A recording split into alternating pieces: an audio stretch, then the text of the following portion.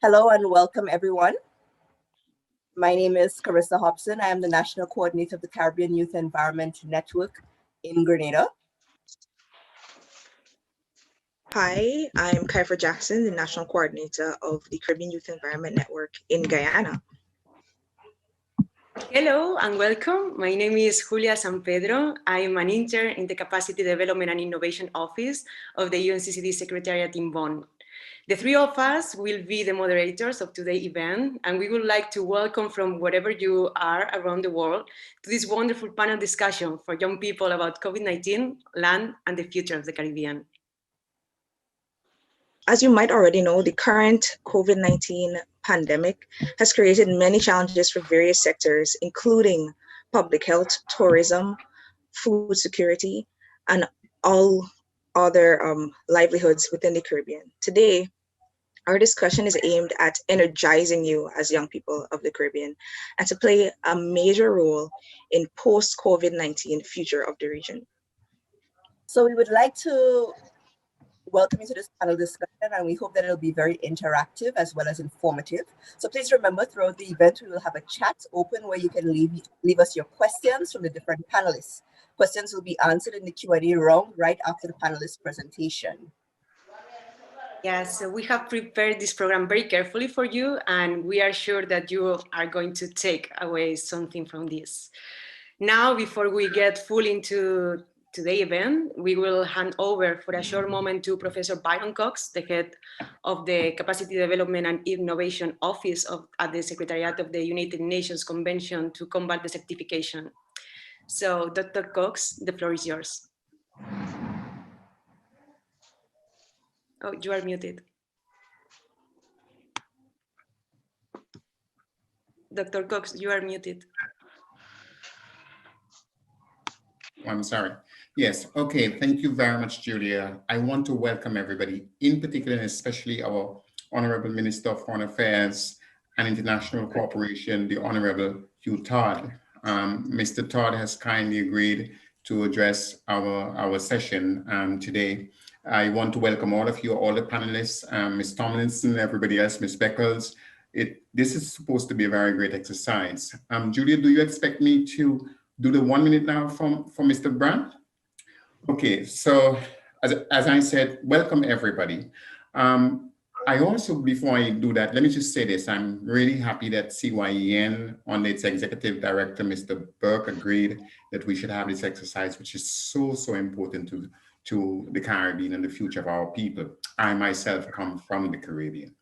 Now, before we begin this program, I'd like to, after I'm finished with this short introduction, to join me for 1 minute in honor and respect of a great man, Mr. Philbert Brown.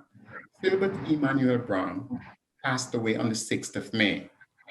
He was the ambassador extraordinaire for the protection of bioproductive land of our Caribbean. He was Jamaica's UNCCD's national focal point for 2 decades, in which time he proved to be not just the Caribbean's most respected ambassador and diplomat, but a global champion for the UNCCD process. He was so revered by the international community for his work that he is the only person to have occupied every important position in the UNCCD process, including being the president of the COP, although Jamaica never hosted a COP. He left a great legacy, the greatest legacy of any UNCCD focal point in any part of the world. So today, in this special program, he was our son. He was our champion. He was a champion that we offered to the world. And so we should pay homage to this great man. So I would like to ask you to join me in a moment, in 1 minute, respect for this great Jamaican and Caribbean son. The minute begins now.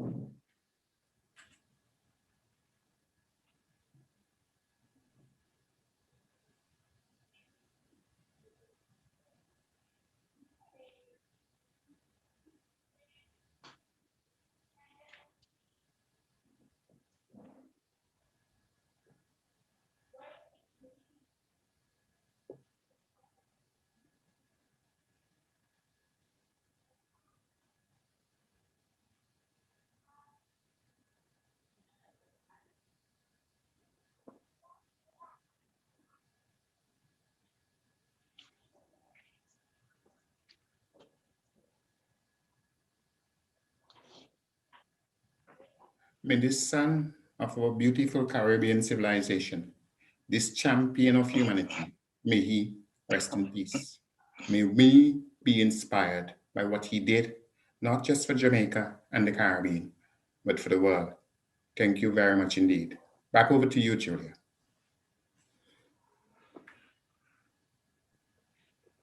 Thank you very much for that, Dr. Byron Cox.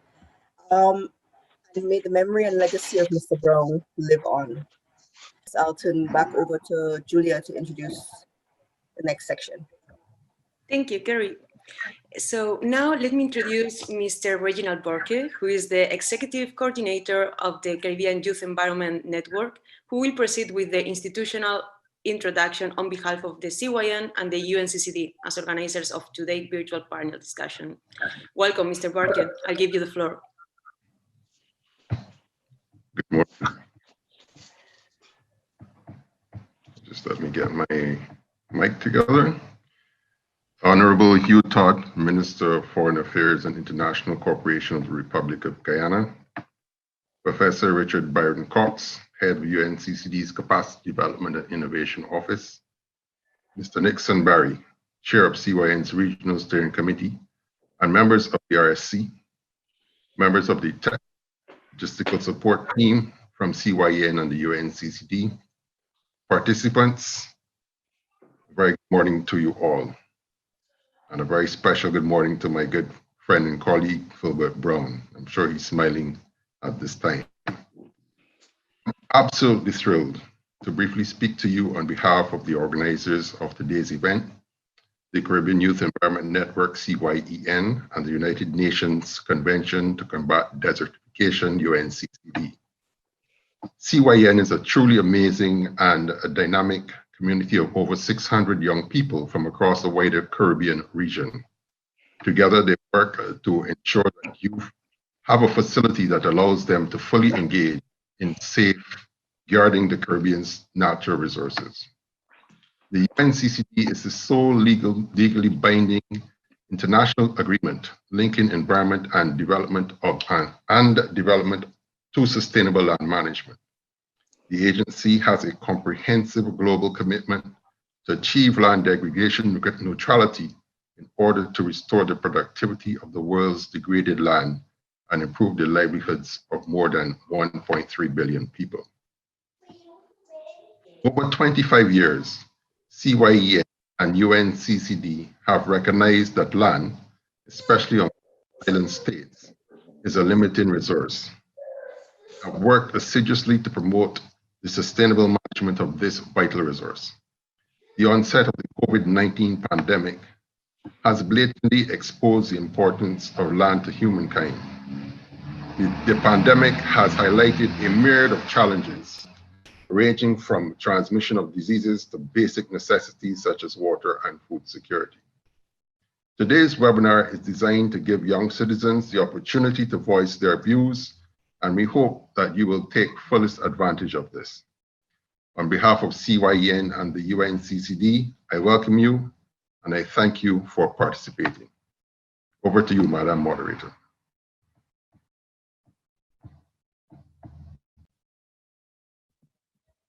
Thank you so much for that warm welcome, Reggie. Now we can proceed to our special invited guest, Honorable Minister Hugh Todd. It's my distinct pleasure to introduce Minister Todd to the audience today. Minister Todd is the Honorable Minister of Foreign Affairs and International Cooperation in Guyana.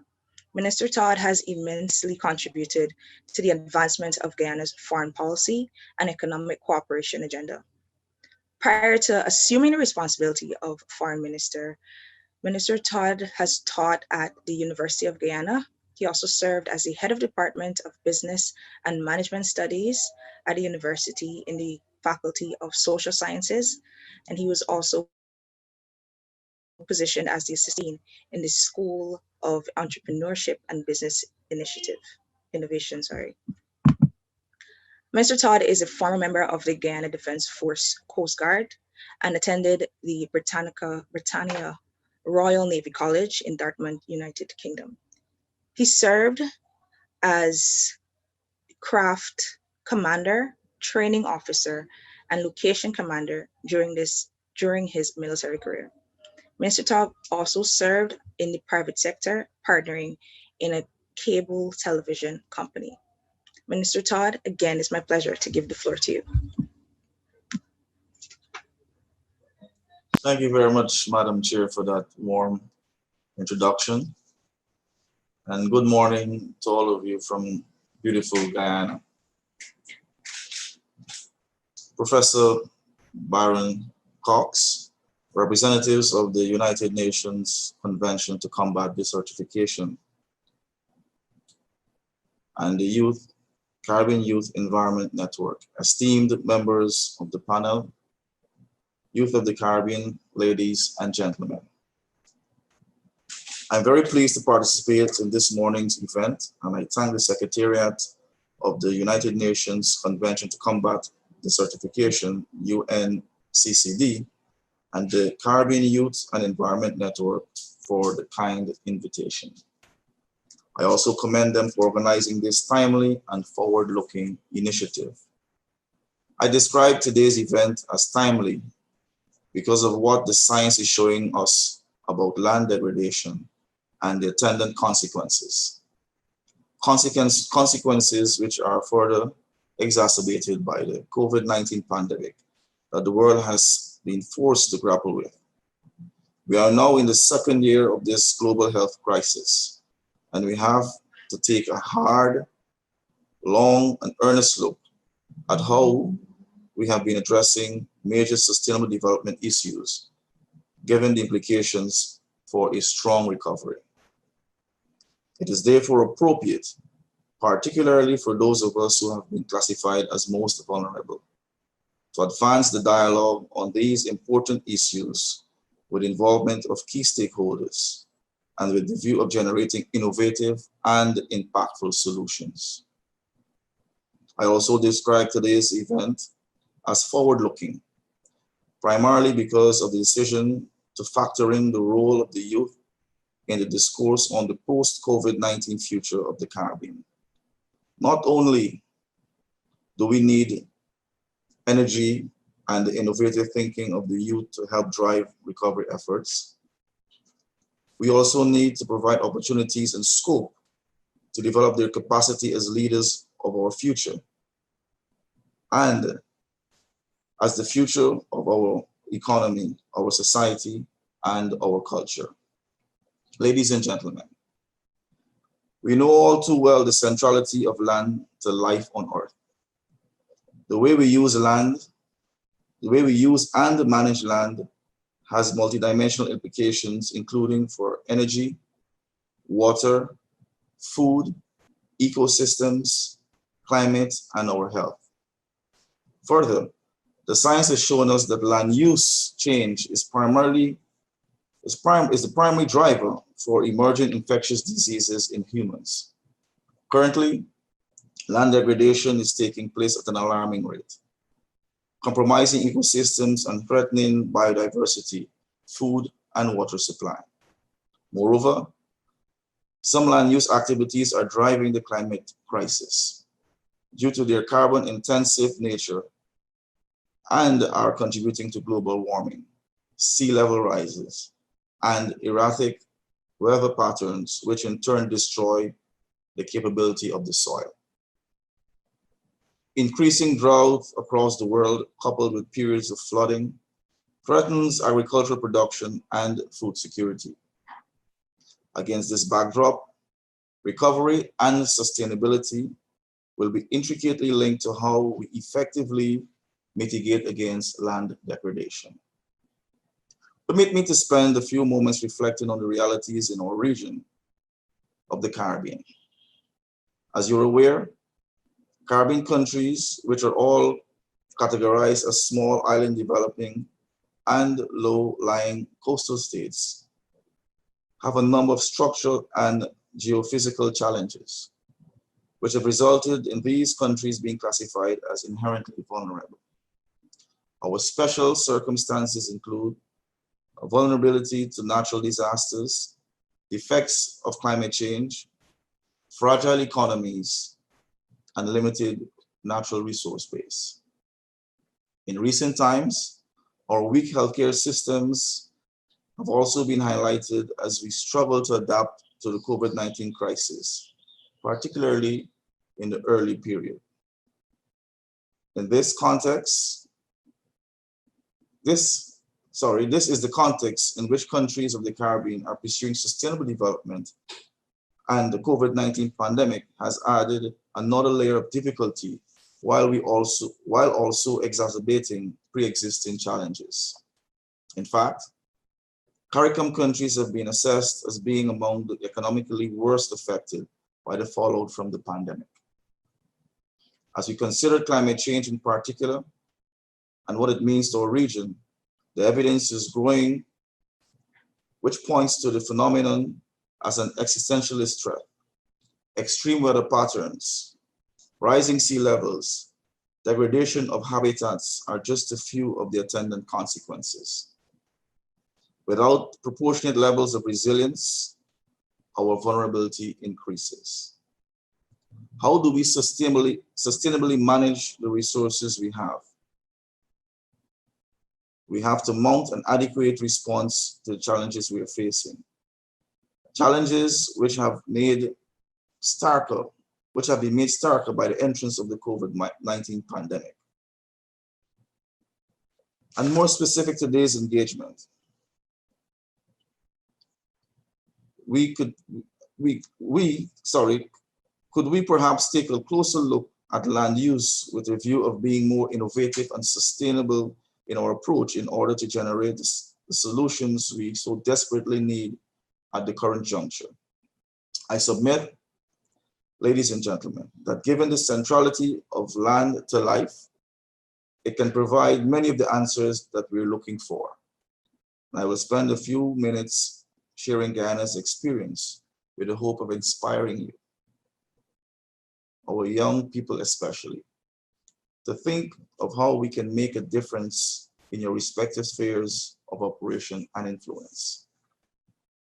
Guyana's land use and land management strategies and policies are premised on our recognition of the centrality of land to livelihoods, food security, biodiversity preservation, water management, and climate change, and are also driven by our commitment to adopting a sustainable approach to land in recognition of our obligation to preserve this resource for future generations. On this note, Guyana ratified the United Nations Convention to Combat Desertification in June of 1997, signaling its readiness to join the international community in addressing the major economic, social, and environmental threats presented by desertification and land degradation. While Guyana's experience is not severe enough to be described as desertification, there is incidence of land degradation affecting a little more than 16% of our total land mass, which compels us to address the productive capacity of the land. Our goal is to achieve land degradation neutrality, and we are taking a number of steps to this end. We have developed a number of action plans along with the National Drought Plan and have deliberately aligned our national plans with the UNCCD strategic plan. Further, in keeping with our obligations under the UNCCD, we have completed all required national reports and are currently implementing the Sustainable Land Development and Management Project with our own funds. The aim of this project is to create an enabling environment for the development of a national land policy, promoting sustainable and climate resilient land development, management, and reclamation. Ladies and gentlemen, Guyana has a very high forest cover and is therefore a net carbon sink. Recognizing that our forests are providing invaluable climate services not only to the local population, but to the world at large, we are pursuing a low carbon development strategy with the aim of incentivizing standing forests in an effort to reduce global carbon emissions. In an effort to keep deforestation rates low, We're also using the monitoring, reporting, and verification system, which tracks Guyana's forest cover and deforestation rate and determines the extent and causes of forest degradation. Guyana has also made available to the international community close to 1 million hectares of pristine forested lands for sustainable development, conservation, and research in light of the rich biodiversity resident in our forests.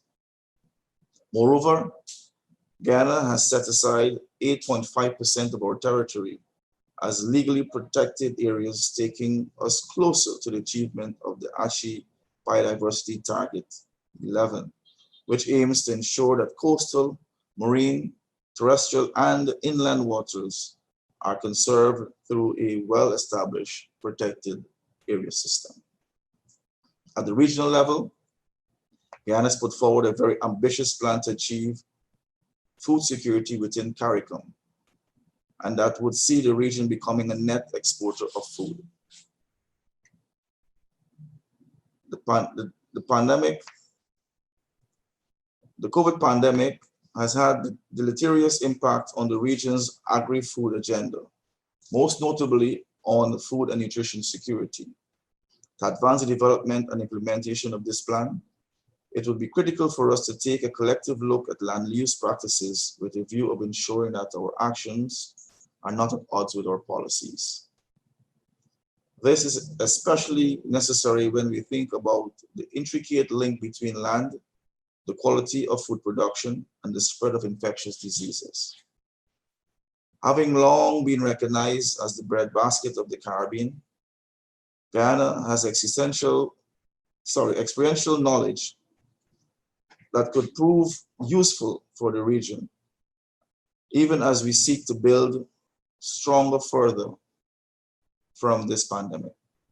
Permit me here to also reference one notable regional endeavor in which 7 Caribbean countries, including Guyana, are engaged to promote sustainable land management and climate resilient food systems. The Caribbean SIDS Soil Care Project aims to provide Caribbean SIDS with the tools for developing and implementing policies, measures, and best practices, while supporting the review of legal institutional frameworks to achieve climate resilient land degradation neutrality. Ladies and gentlemen, as a region, we are now compelled to increase our efforts to achieve sustainable development goals, particularly now that we have entered a decade of action for delivery for sustainable development. COVID-19 has presented a serious setback to the development gains we have managed to achieve, but it's critical for us to regroup and push forward. We all need a hands-on board to do this.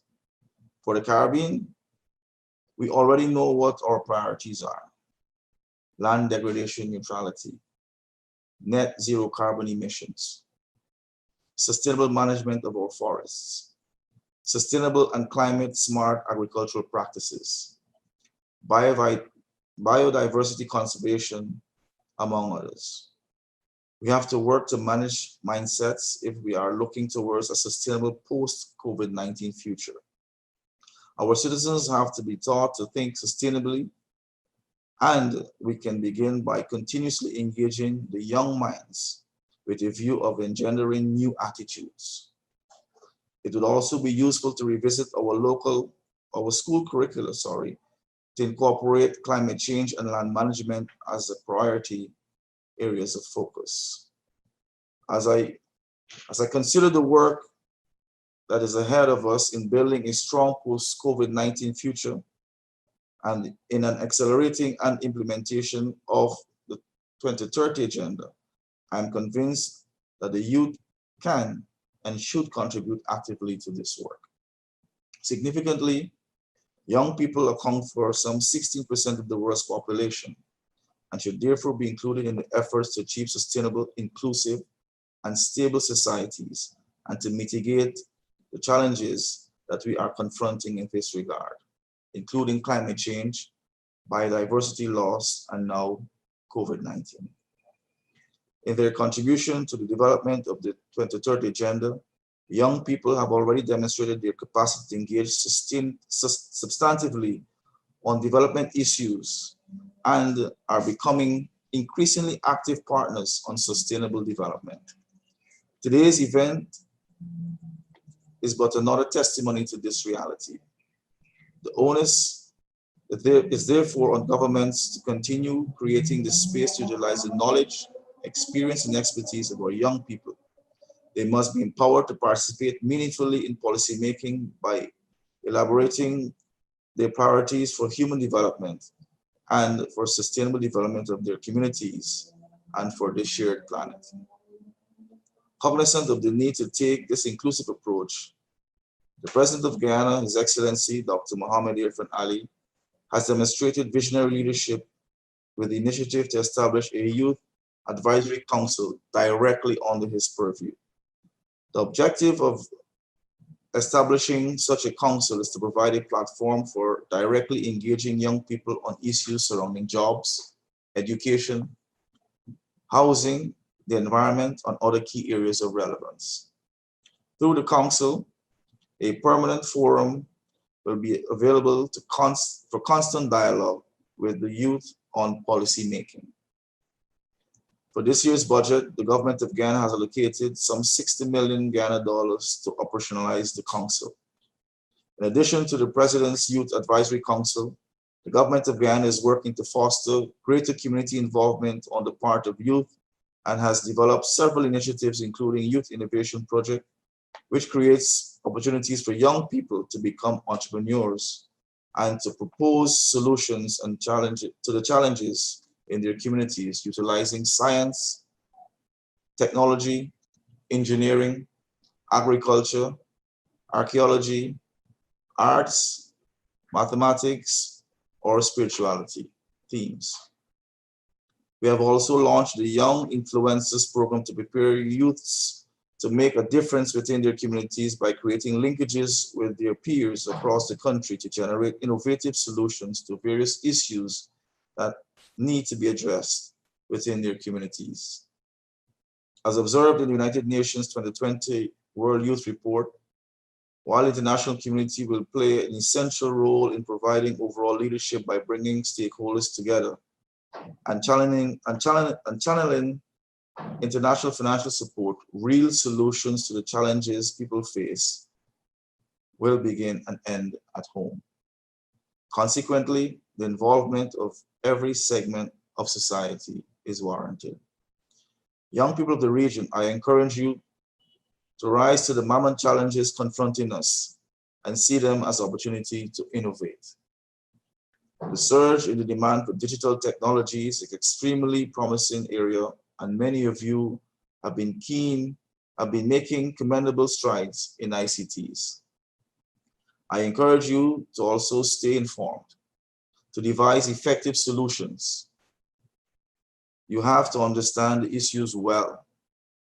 Information is now at your fingertips. We only need to be diligent in accessing it. Make sustainability your watchword. Embrace and practice sustainable consumption of production patterns. Repair, reuse, recycle. The future is yours to lead, so do not delay preparations for doing so effectively. Endeavor to nurture and preserve our planet so that your children can receive a healthy inheritance.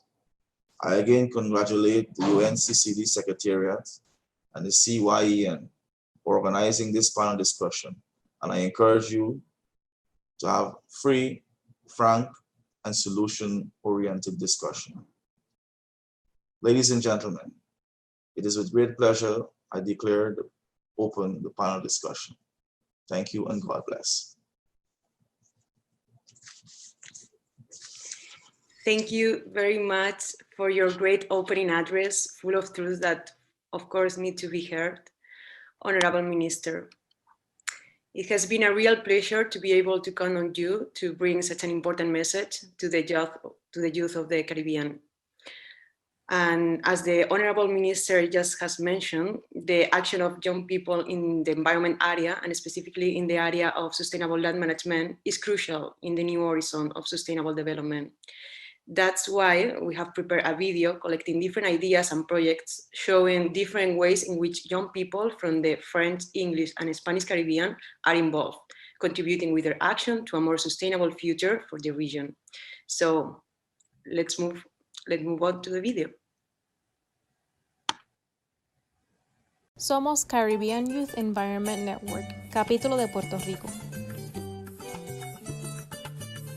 En el 2017, nuestras islas fueron impactadas por el huracán María. En este desastre perdimos millones de árboles y también sufrimos debido a la escasez causada por nuestra dependencia a las importaciones de alimentos. Es por esto que decidimos trabajar por la reforestación y seguridad alimentaria de Puerto Rico. Comenzamos esta iniciativa visitando los sectores más afectados para entregar árboles frutales casa por casa. También entregamos semillas en muchos pueblos. En la actualidad estamos creando parques frutales en comunidades alrededor de Puerto Rico. Estos son espacios donde la comunidad obtiene árboles frutales y puede recibir sus tantos beneficios, tales como sombra, mejor calidad de aire, protección del agua, reconexión con la tierra y también podrán obtener frutos sanos y gratis. Hemos llegado a miles de familias y continuamos trabajando para crear más espacios seguros y saludables.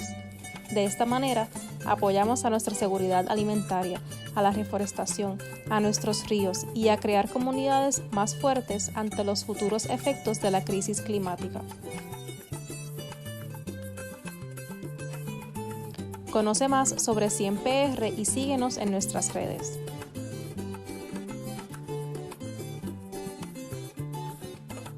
Gracias, CYEN Puerto Rico, por vuestro video. Thank you so much for your video. And congratulations on the excellent work that you are doing on your chapter. So we will start our panel discussion now, and we will delve a little more deeply into our topics with our in-depth presentation on issues related to land. Our first presentation will be on the topic of land and food security, and we are pleased to welcome again, Dr. Richard Byron Cox to deliver on this topic. Dr. Byron Cox is a national of St. Vincent and the Grenadines and is trained in law, diplomacy, foreign policy, and international relations with a PhD in public international law.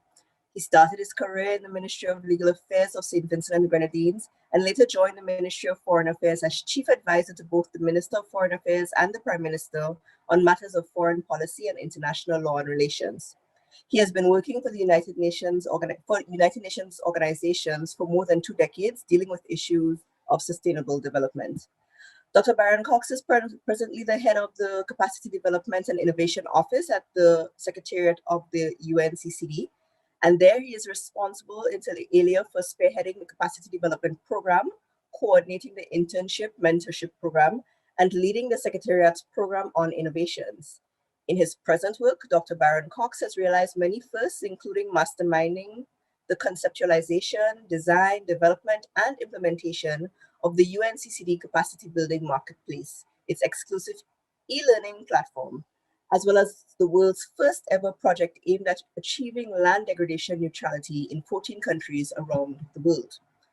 Dr. Byron Cox has tremendous experience in lecturing as well, having been a special guest and/or distinguished lecturer at many universities around the world, including in South Korea, Bonn, the UK, and London, London, Turkey, Addis Ababa, Trinidad and Tobago, Guyana, Havana, and Sweden.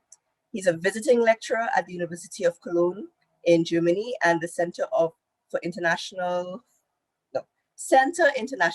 de Formation European, France. Dr. Byron Cox has contributed chapters to books on law and environment. He writes for newspapers and journals on many subjects, including international law, international environmental law, and politics, and on Caribbean affairs. He has published, to critical acclaim, the historical novel, Were Mama's Tears in Vain? Dr. Byron Cox, welcome again, and you have the floor. Thank you very much, Ms. Hobson. I hope Mr. James is with us and can do the technology for me, please. Mr. James, if you can share my presentation. Before I go on, let me thank Minister Hugh Todd very much indeed, Your Excellency, for an excellent presentation, which was comprehensive in the amount of areas it covered, and in particular, paying attention to the youths. I only have 7 minutes, so I know this is a challenge, but I will do my best. Mr. James, can you share the presentation if you're there? Mr. James? Hello? I am Dr. Cox. Just give me a second. I'll come to you really quickly to start. Right. So please share the presentation if you may, sir. Yes, I'm going to talk about Mr. James. The presentation is not up. I don't know. Sorry, Dr. Cox, there's a bit of a delay. Just start and I will get to you in just a second. Okay, but I'm going to talk to you about, while Mr. James sought out the technology for us, I'm going to talk to you about land and the question of our food security. And this is a very, very serious question. Now, let's hope Mr. James can get the presentation up. But my presentation deals with the issue of land, food security in our Caribbean today. And you might think this is a simple matter and that this is something that you can easily just brush aside. That's a mistake. But before we get into actually what is food security in the Caribbean and how land plays with that, I think we need to understand what land is, first and foremost. And there are many definitions of land. If you look at economics, for example, if you look at Adam Smith, he would tell you that land is the first sort of input into production. And because there are 4 factors of production according to Adam Smith, and land takes rent as it's part of, the business operation. Most people just think of land as the solid surface of the earth, so that the earth is divided into water and into land. And other people see land as different things, like the territory of a country, so to speak. However, what I'm talking about here is something called bioproductive land. That is land that produces food, but not just food. That land is also responsible for 2 other things: water and oxygen. And without those, whether you believe it or not, we cannot live. You can have the latest SUV and whatever else you have. Without food, water, and air, you will die. It's only a matter of time, but you will. Now, in our Caribbean, as regards land, and the minister made that point, in most cases, except for Guyana and probably Suriname, land is an extremely limited business in our Caribbean today. Countries like St. Vincent and St. Lucia and so on, St. Kitts and so on, we have very limited space. That's the first thing. Secondly, a lot of our arable land, our arable agricultural land, the lands that we should use for agriculture, is now being used for housing and so on and so forth, putting even more pressure on the already limited land. And thirdly, of course, we have this problem where we seem not to, until recently, understand the role of land in our development as a whole, and in particular, in sustainable development. So that is what land is. We are talking about the bioproductive land. No, that's the first part of the question. Second part of the question, of course, is food security, because that's what I'm talking about. What do we actually mean when we talk about food security? What is it we are discussing? Well, there are different sort of ways of understanding that, and you have different definitions. But there are 2 very important elements. The first is availability. If food is not available to you, then you don't have it. So you're not food secure. You understand? That's the first thing. And the second is accessibility. There might be a lot of food, but if it's locked up somewhere and you cannot access it, then of course, you have no security, because the food is there, but you will still die of starvation because you cannot access the food. So therefore, those 2 things are important. But even if the food is available, and even if it's accessible, but it's not enough. In other words, you need a certain amount of food every day to keep you alive. And if you only get 10% of that, you're still starving and might still die. You understand? But even if you were to get all the food you need, but it's not healthy food, it would also kill you. So what we're looking at here when we talk about food security, we're talking about availability, accessibility, sufficiency, and the kind of food that you need for your health. Without that, you cannot claim to have food security, but that is at the personal level. Let us get that clear. And what we're talking about here is the Caribbean region.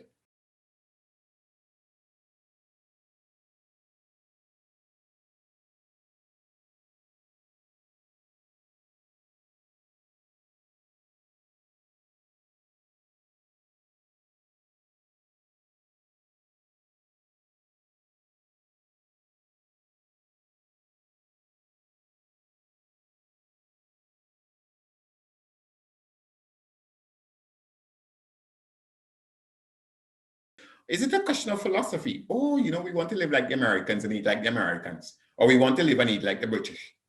Is it a question of philosophy? Is it a question of lifestyle and culture? Do we lack the land to produce the food? I doubt that. As the Honorable Minister just told us, Guyana has always been the food basket of the Caribbean. We have enough land. We don't have a lot of it overall, but we have enough, right?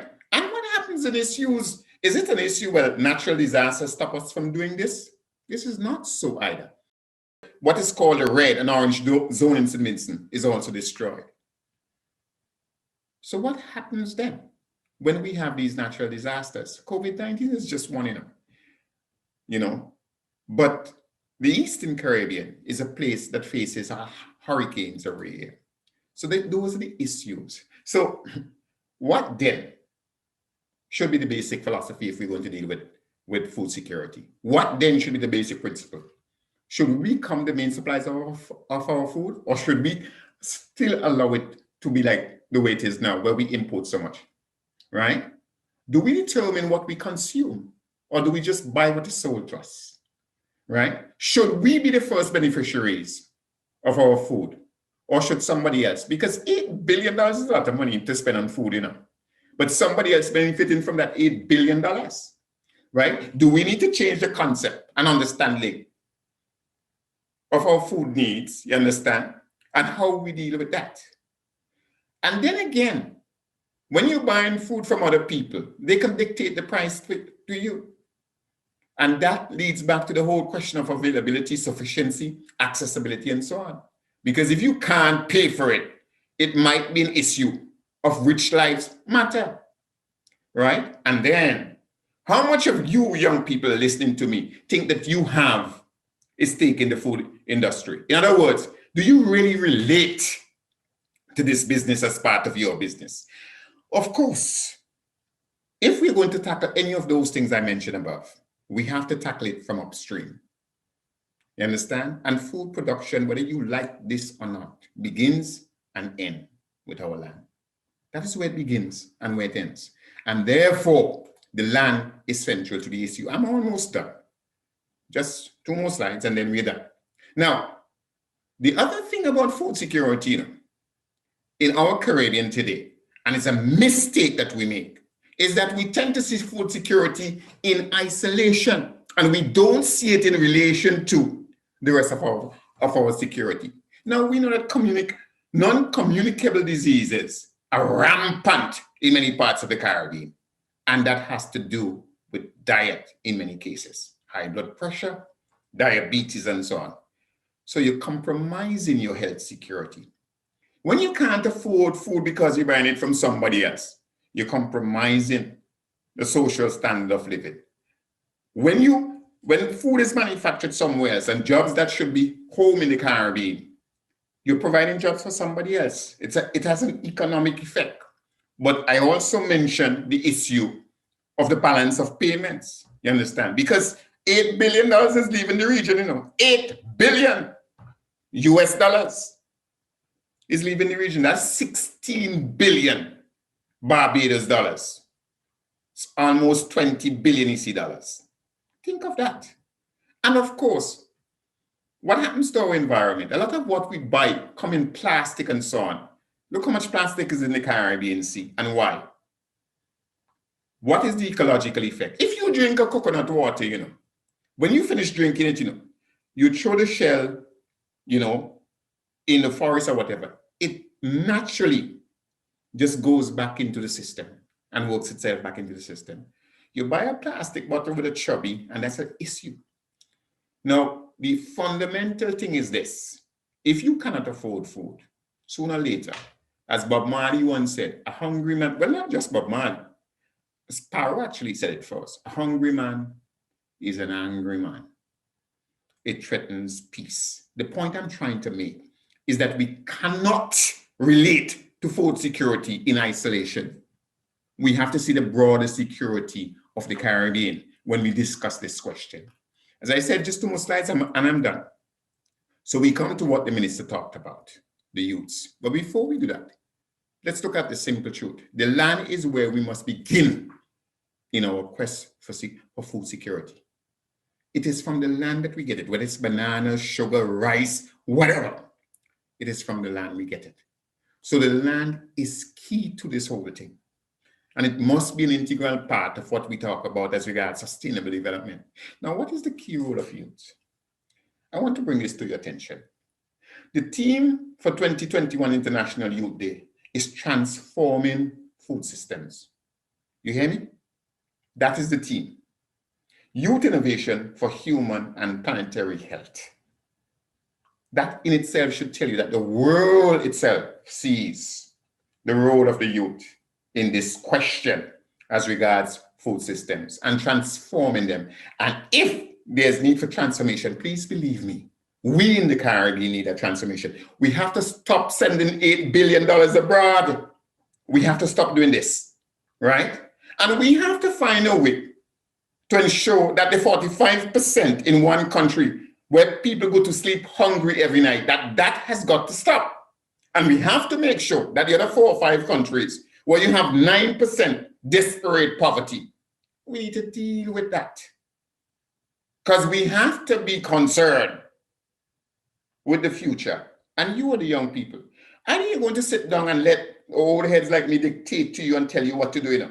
And we have spoiled things. That is what we have taken you to. 8 billion going out the region every year. Or you're going to get up and say, no. We have to change this. So finally, where do we go from here? I'm a little bit over 7 minutes, but it's not my fault. The technology didn't work. Where do we go from here? I ask you these questions as young people. I ask us all these questions. Is this really an urgent concern? This concern about food security, is it really an urgent concern? And should you, the young people, be occupied with it? Think of these things and think of them seriously. Can we really fix it? And if so, how? Or you think we don't need to fix it? Should there be national approaches?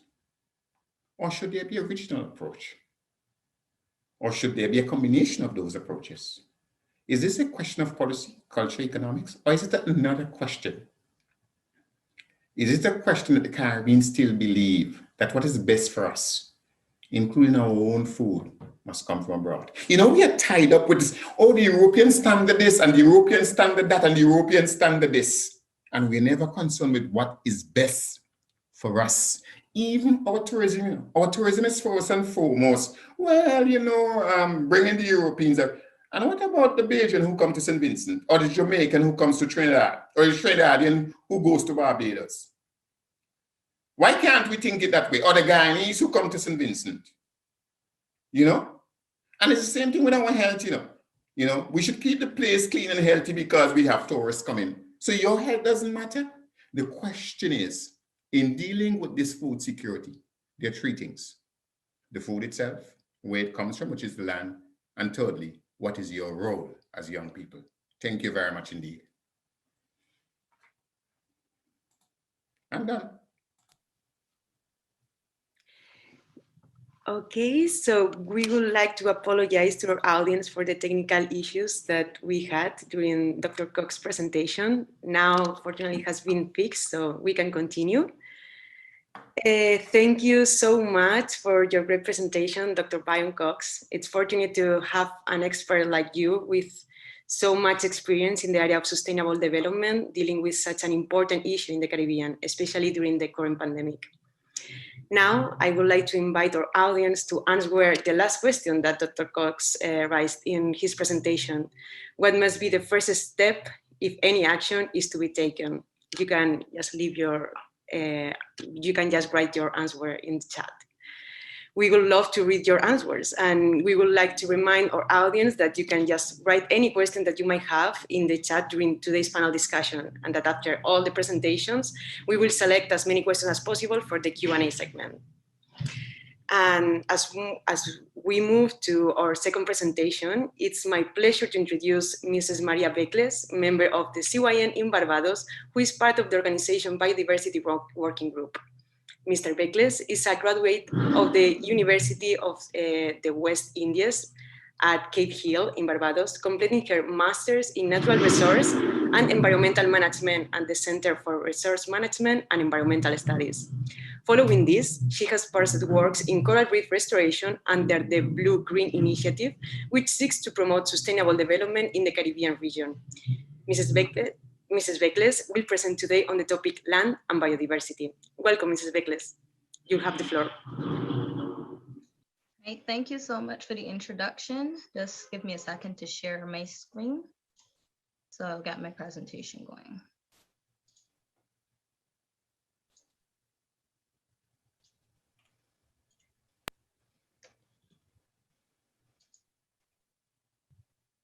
All right, so I'm going to start talking to you a bit on land and biodiversity in the Caribbean, and I think it's important to start with what exactly is sustainable land management.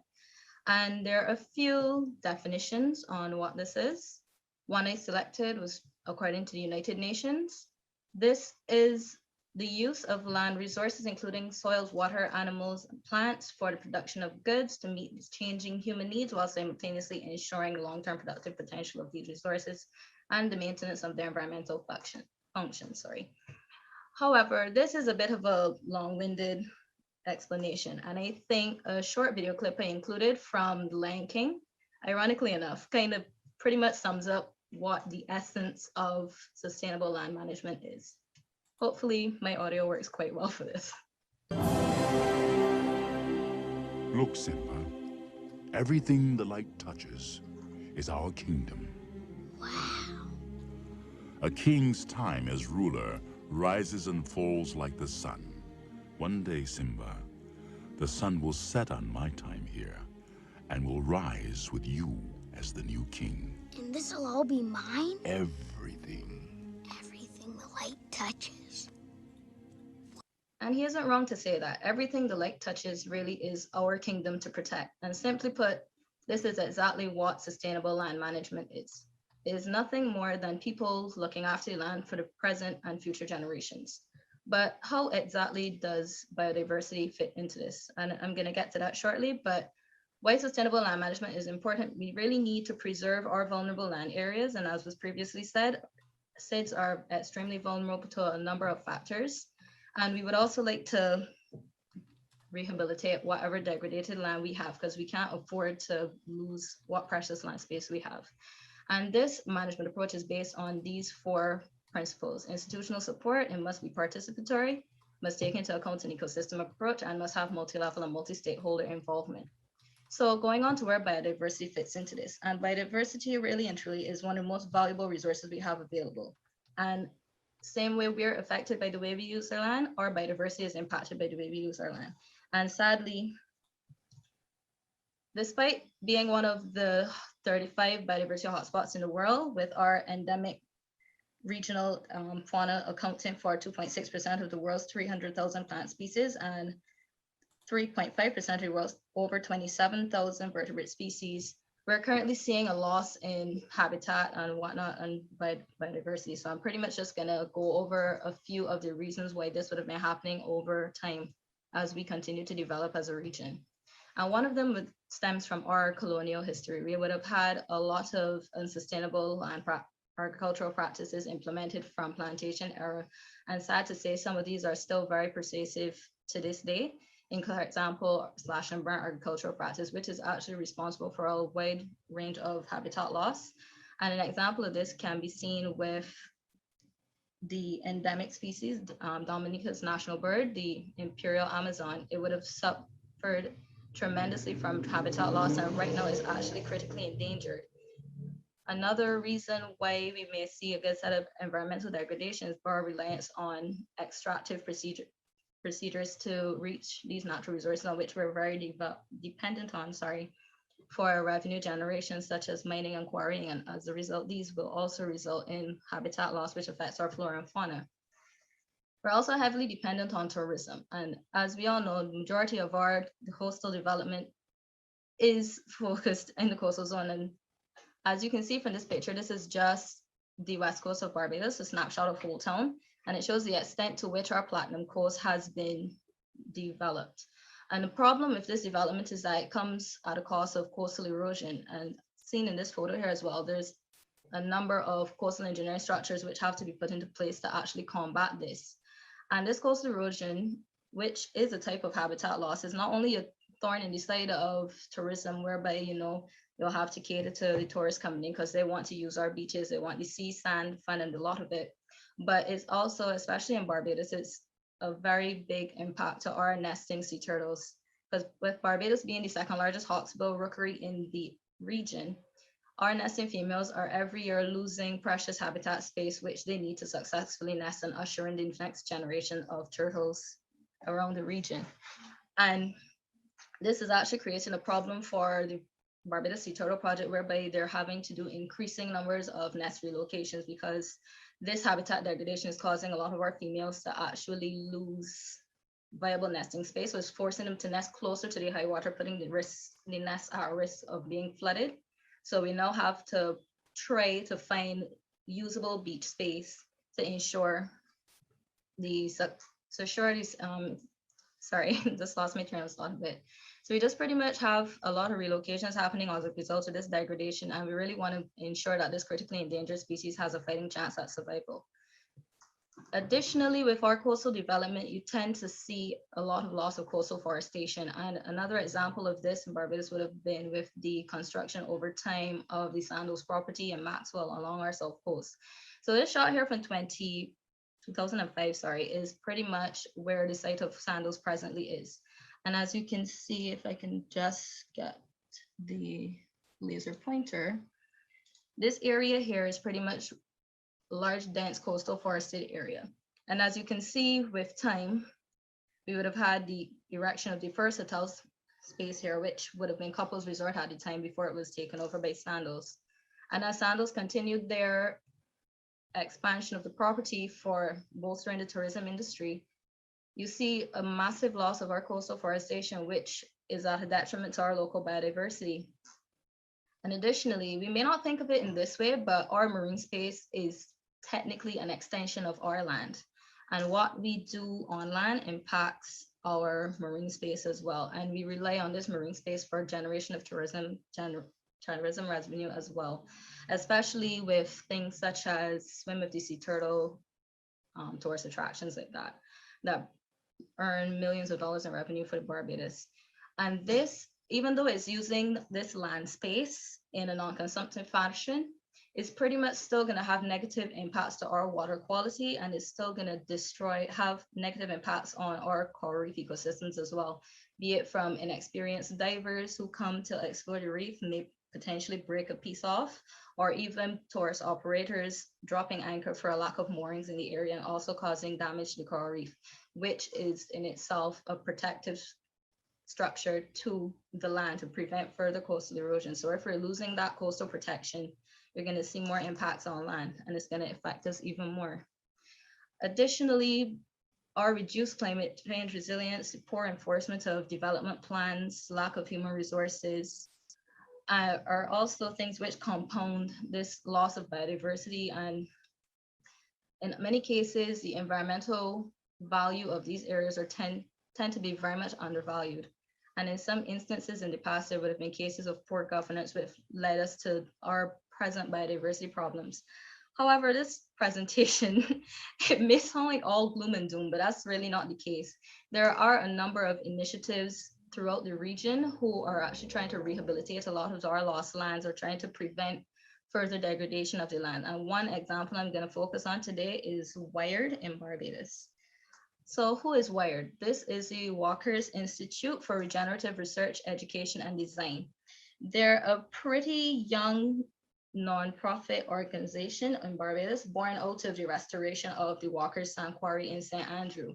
And this organization, some of their main goals are the mitigation of associated impacts with extractive practices, the rehabilitation of land following extractive practices, as well as promoting ecological and agricultural tourism, while simultaneously providing a meaningful livelihood for the residents of St. Andrew and neighboring parishes, knowing that agriculture would be one of the main livelihoods for residents in that area. So this right now here is just a picture of the Walker's Reserve as it is right now following restoration. And this site is pretty much characterized by coastal forests, sand dunes, clay hills, ponds, and wetlands. And it currently occupies 300 acres of land of the original quarry space. And what's also important about this site is that Walker's Quarry pretty much is one of the last, sorry, not one of, it is the last remaining sand dune system of this size in the island of Barbados. So pretty much years before, it would have looked a lot more like this, where they would have been actively mining. And there is still some active mining on the quarry site, however, is restricted to a smaller area because they've reclaimed a large portion of it to create the Walker's Reserve now. So for the past 50 years, this quarry would have been the lone, and I think it still is the lone silica sand quarry on the island, providing a much needed resource for our construction around the island. And this being the case, it means that many of the construction projects in Barbados, many of the housing of various parts of infrastructure would have been made using sand from this quarry. So pretty much as a part of their restoration process, they would have employed restorative agroforestry, and permaculture design principles in order to bolster the ecosystem for services that would have been lost, as well as to stabilize the land and pretty much encourage reintroduce biodiversity to the space. And they have been very successful. In this area, they have actually been seeing a lot of migratory wetland birds and other migratory birds, which typically come to the island. They've been utilizing this space as well. As you can see here, I have a blue heron here to the bottom left of the screen, a lesser yellow leg, and even peregrine falcon. And I was told by a friend of mine who works there, she's their project officer and manager. She had even mentioned to me that there's a resident osprey who started even using the area. So you're seeing biodiversity actually returning to the area. And additionally, as I mentioned, they would have been using permaculture principles whereby they're incorporating agriculture. So you see them here growing various fruits, which would provide a livelihood opportunities for residents of St. Andrew and neighboring parishes as well, to more or less help them meet their goals. But this by no extension is the extent of the work being undertaken by WIRED. There have various community outreach programs going on, and they actually take on volunteers fairly regularly. So I do encourage you to check out WIRED at their website, wired.org. That's WIRED with 2 R's. So at this point, I would pretty much like to wrap up my presentation here and thank you all for your attention. And as Mufasa said, remember, everything the light touches is our kingdom, and we need to make sure that the Simbas of the next generation can take over from what we have done. Thank you. Thank you very much, Ms. Beckles. You have done a fantastic job of drawing the parallels, not just to how land degradation is impacting biodiversity, but how it affects our economy. So thank you once again. We remind our attendees that you can place your questions in the chat to allow us to address them during the Q&A segment. So far we have addressed 2 critical issues related to land, that of food security and biodiversity. We get ready now to discuss a 3rd important topic on land and water. Today we are happy to welcome Mr. Chetwynd Osborne to our panel to share with us on this topic. Mr. Osborne has worked at the Natural Resource Management and Environmental Research Institute of the University of Belize. He holds a bachelor's in biology from the University of Guyana, a master's in biodiversity conservation and sustainable development from the University of the West Indies and the University of Belize, and a certificate of project management professional from the Project Management Institute. Currently, he's a lecturer at the University of Guyana and also serves as a technical advisor to the Partnership Initiative on Sustainable Land Management, or PISLM. He is currently pursuing his PhD studies in environmental and life sciences at Trent University in Canada. Mr. Osborne undertakes research in ecology, biotechnology, and systematics or taxonomy. One of his recently completed projects is titled The Relationship Between Resilient Mangroves and Fish Populations in the Largest Marine Reserve in Belize, a Case for Conservation. Much of his work and research revolves around the SDGs 13 on climate action, 14 on life below water, and 15 on life on land. And he's a strong advocate for youth involvement in sustainable development. It is indeed a pleasure to have you here with us this morning, Mr. Osborne. You have the floor. All right. Thank you, Madam Chair, for those kind words of introduction. And I certainly want to express gratitude to the organizers of this session, the CYEN and the UNCCD, for giving me the opportunity to just provide a brief presentation in terms of the land and water management nexus. In my presentation, I intend to provide an introduction, basically setting the Caribbean context as it relates to land and water management, give some key actions and initiatives that can seek to bridge the gap between land and water management internationally, as well as some of the work that is being done regionally and that is ongoing. And I will certainly end with some recommendations that can seek to provide some guidance to sort of better recognize the benefits of the land-water nexus. In terms of the Caribbean context, as we are aware, all CARICOM member states have ratified the United Nations Convention to Combat Desertification. And this convention is a sole legally binding land-based convention that seeks to link environment as well as development to sustainable land management. The implementations of the objectives, even though the UNCCD may not get a recognition that it should get over the years, it's still, in terms of implementing the Other Rio Convention, UNCCD is quite an important aspect, and also it has bearings in terms of us achieving the goals set out for Agenda 2030. All CARICOM member states have also agreed to implementing the 17 Sustainable Development Goals, and in particular, SDG 15, which focuses on land issues, with target 15.3, which deals with achieving land degradation neutrality.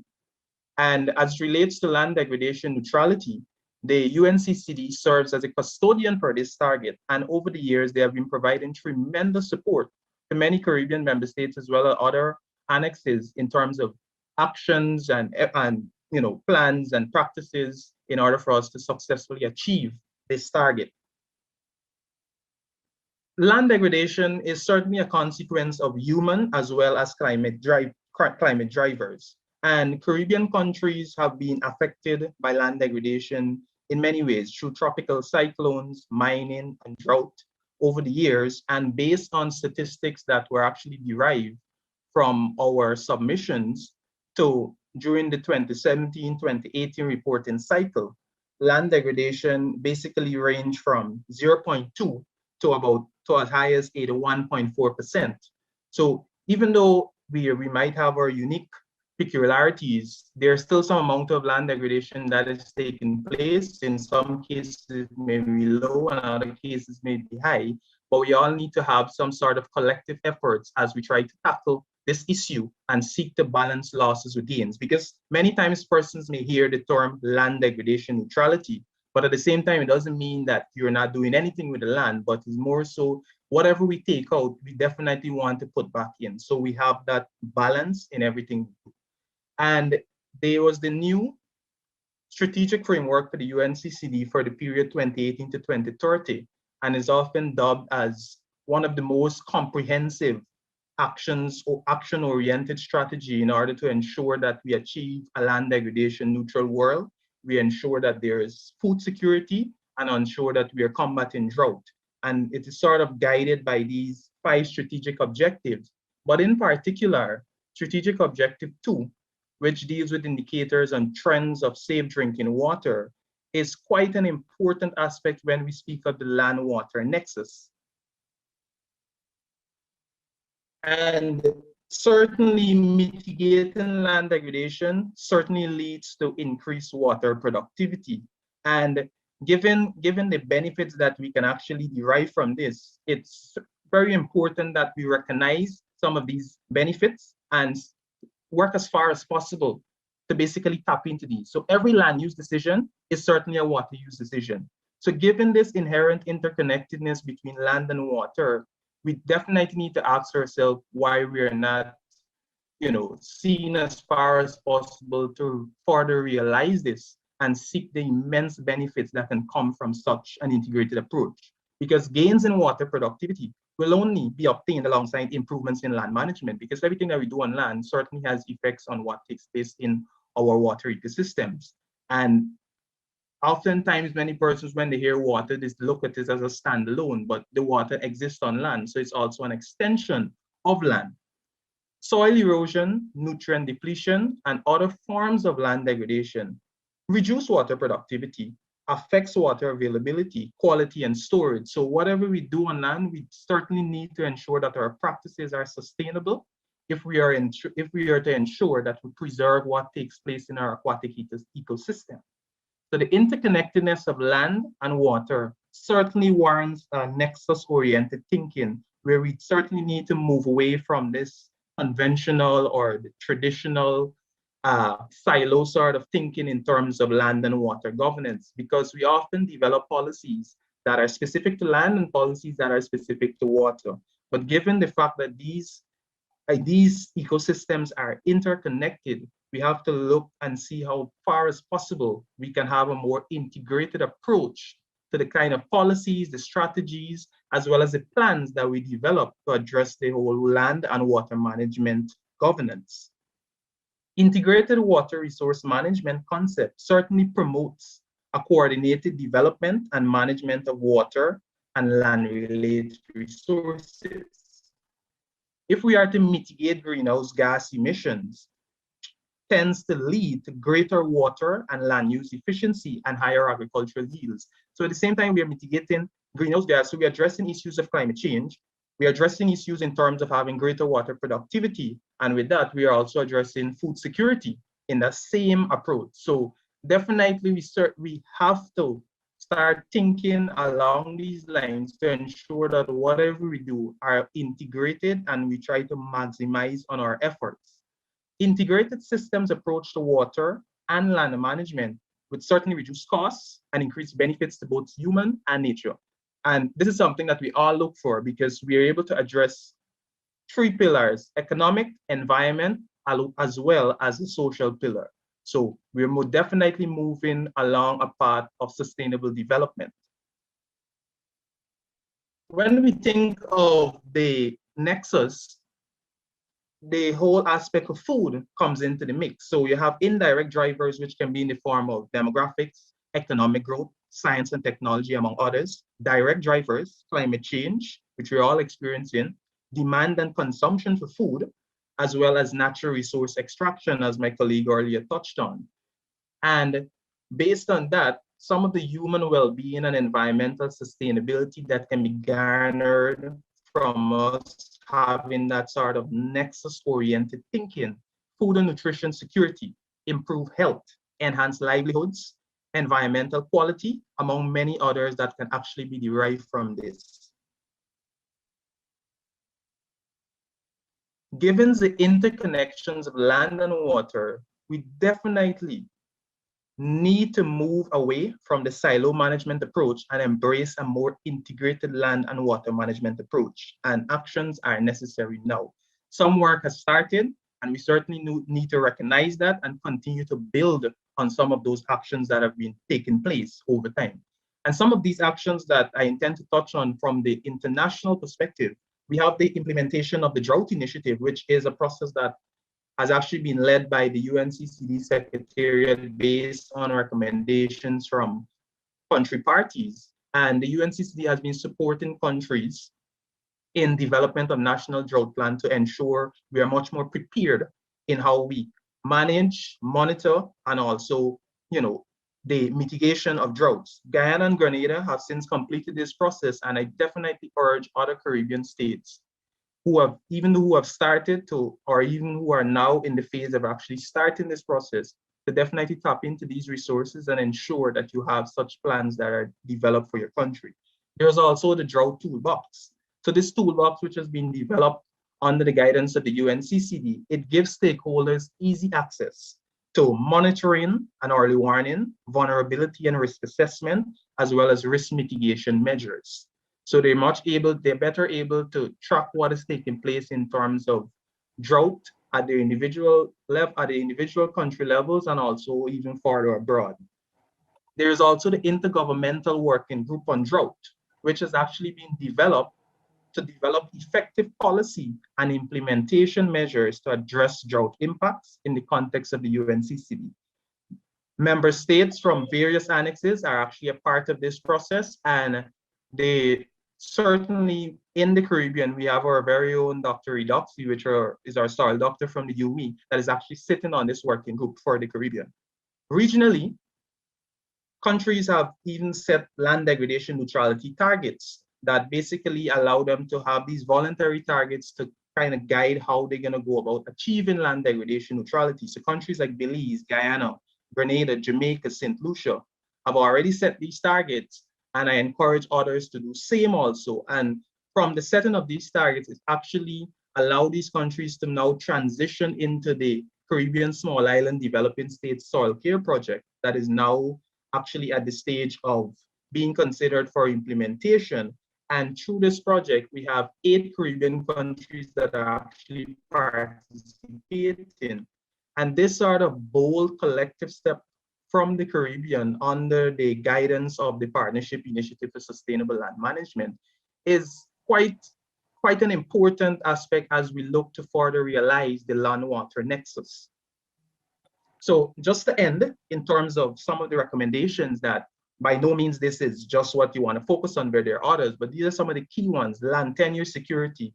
A lot of the time in the Caribbean, we've been talking about this in terms of achieving land tenure security. It certainly goes a far way in terms of allowing persons to better invest in sustainable land management practices, because if you have ownership, you're more inclined to care for what you have ownership for. So if you give that ownership to persons, they're better able to make that sort of investment. Smallholder agricultural systems focus would definitely be important in terms of achieving improved land and water management, because these agricultural holders would play a key role in providing the necessary food for the projected increases in population that we expect to see in the future. And we certainly need to invest in rehabilitation of degraded land so as to increase water productivity, because improved land management certainly equals an improved water resource and agricultural livelihoods. So just to end, as we look to maximize natural capital conservation, we first want to see as far as possible how we can avoid by addressing the drivers of degradation and taking on more proactive measures. If we certainly can avoid, next step is to see how we can reduce through sustainable land management and sustainable forest management practices. And if that we really cannot do such, the last resort is reverse through restoration and rehabilitation. I thank you.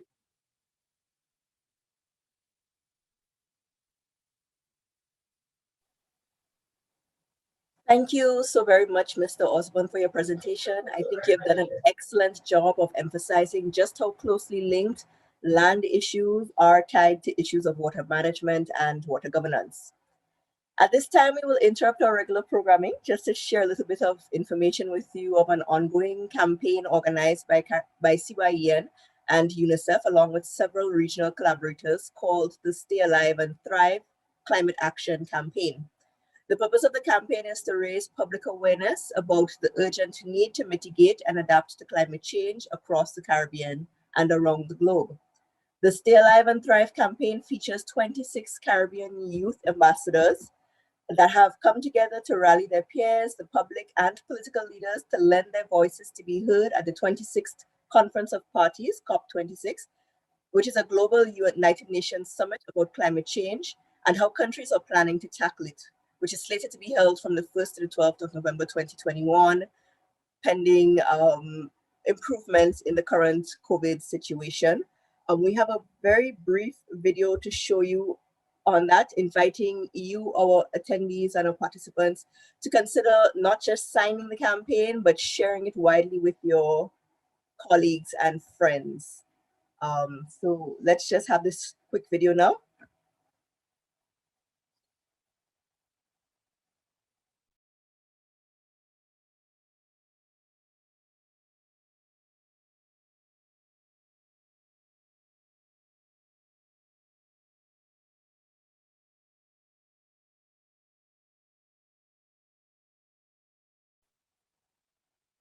Are we gonna have the video, or should we move on and include the information in the chats of the various live streams?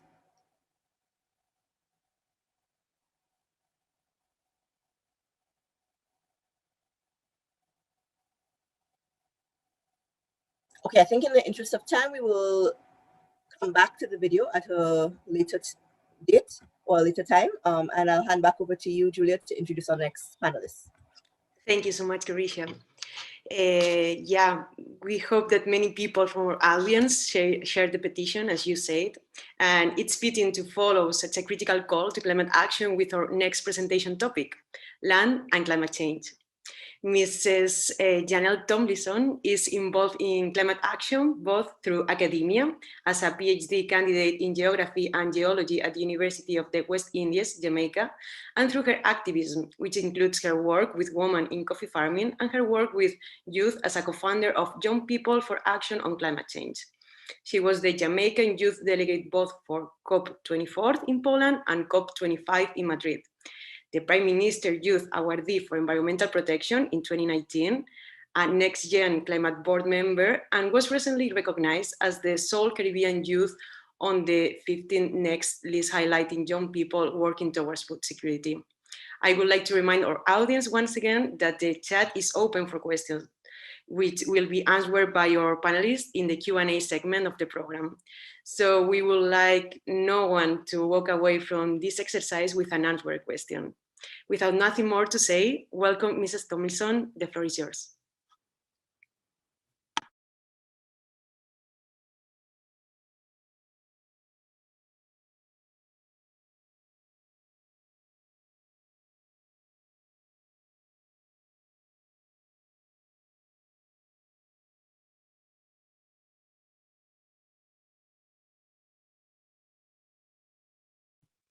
Do we have Mrs. Tomlinson with us?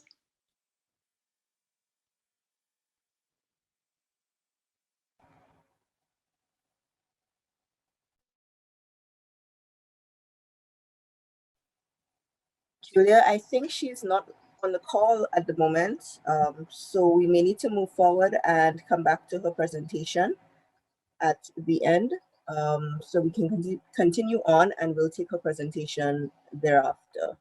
So with that being said, we will move to our next presentation and we'll get back to Ms. Tomlinson on the topic of land and climate change. We have a special speaker here with us today. This is Mr. Davidson Batiste. He is from Sandy Bay, a village of the Carib settlement on the northern part of St. Vincent in the Red Zone. He's a farmer, community worker, and a God-fearing man who is very committed, honest, responsible, influential, united, an ambassador, transformed, and disciple. Mr. Batiste often reiterates that he's not a perfect man, but being a leader, you must have certain qualities. He welcomes encouragement as he believes in helping to become a great leader in the future. This allows him to be able to train others to become better leaders as well. We are really pleased to have Mr. Batiste with us here this afternoon to help us to understand the impact of the Lucifer eruptions in St. Vincent and the Grenadines. Mr. Batiste, we thank you for agreeing to be here with us today, and you now have the floor. Perfect. Thank you very much, Madam Chair. Well, everyone hearing about the Lucifer, they would like to have something attractive, or maybe they want to be entertained by pictures of the Lucifer. But today, I want to speak a little on the impact of the Lucifer eruption on food security in St. Vincent. So I begin with this. On the highest mountain peak in St. Vincent, there's an active volcano whose name is the La Soufrière. This volcano seems to love the Friday action. So on Friday 9th April, while I was on farm doing my usual farm duties, this terrible lady, La Soufrière, burst into action.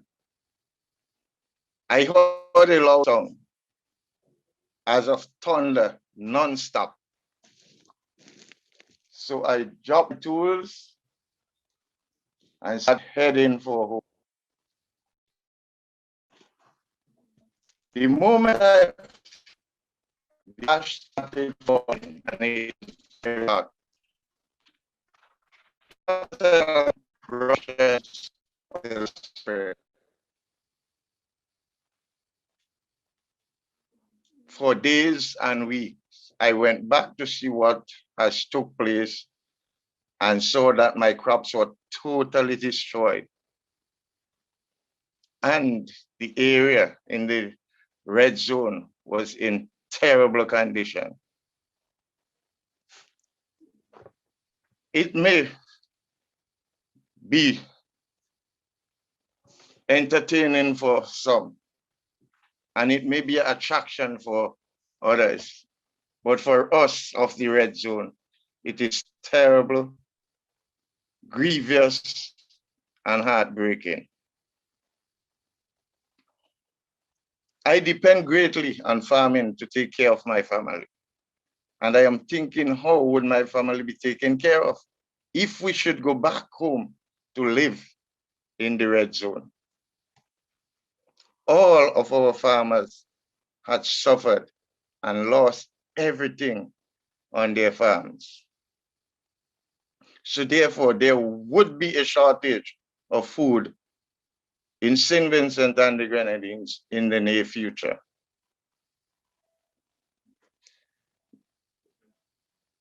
The red zone, which was doing half of the farming done in St. Vincent, is totally destroyed now. And there will be, in the future, as I said, a shortage of food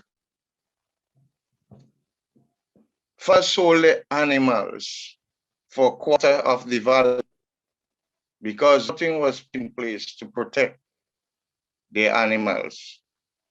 Some of them suffered and died.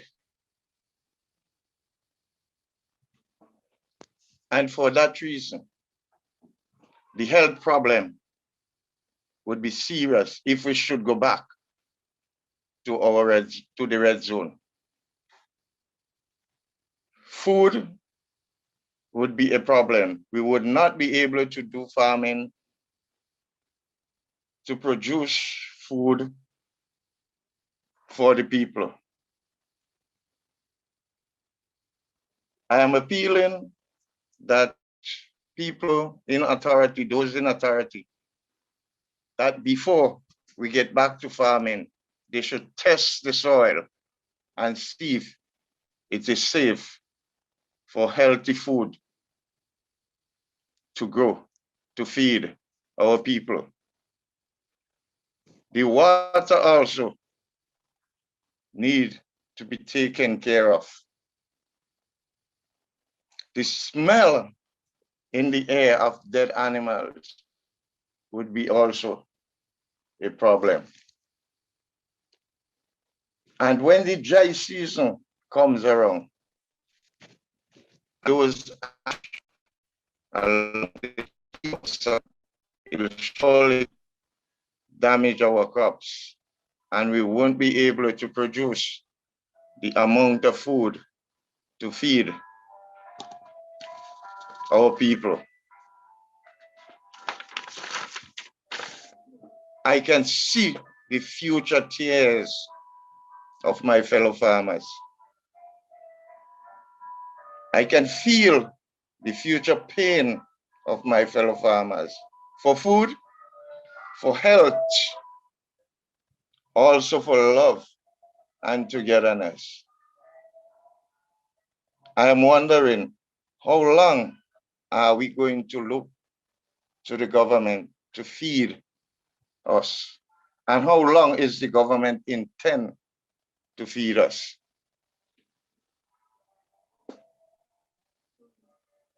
What are we gonna do when the well runs dry? I mean, what the storerooms, when the storerooms are empty and foreign countries stop aiding us, what are we going to do? The effect of food protection is based strongly on those who are leading. But sadly, we are not seeing that in this country. Leaders want to be in position for certain reason. Some to get rich and some to take advantage. Because this country has changed the meaning of love, we would always face problems. We need seriously to think of our people, that we all work together hand in hand to rebuild our nation, to get healthy food grow and water supplies back in order so that we can live a healthy life.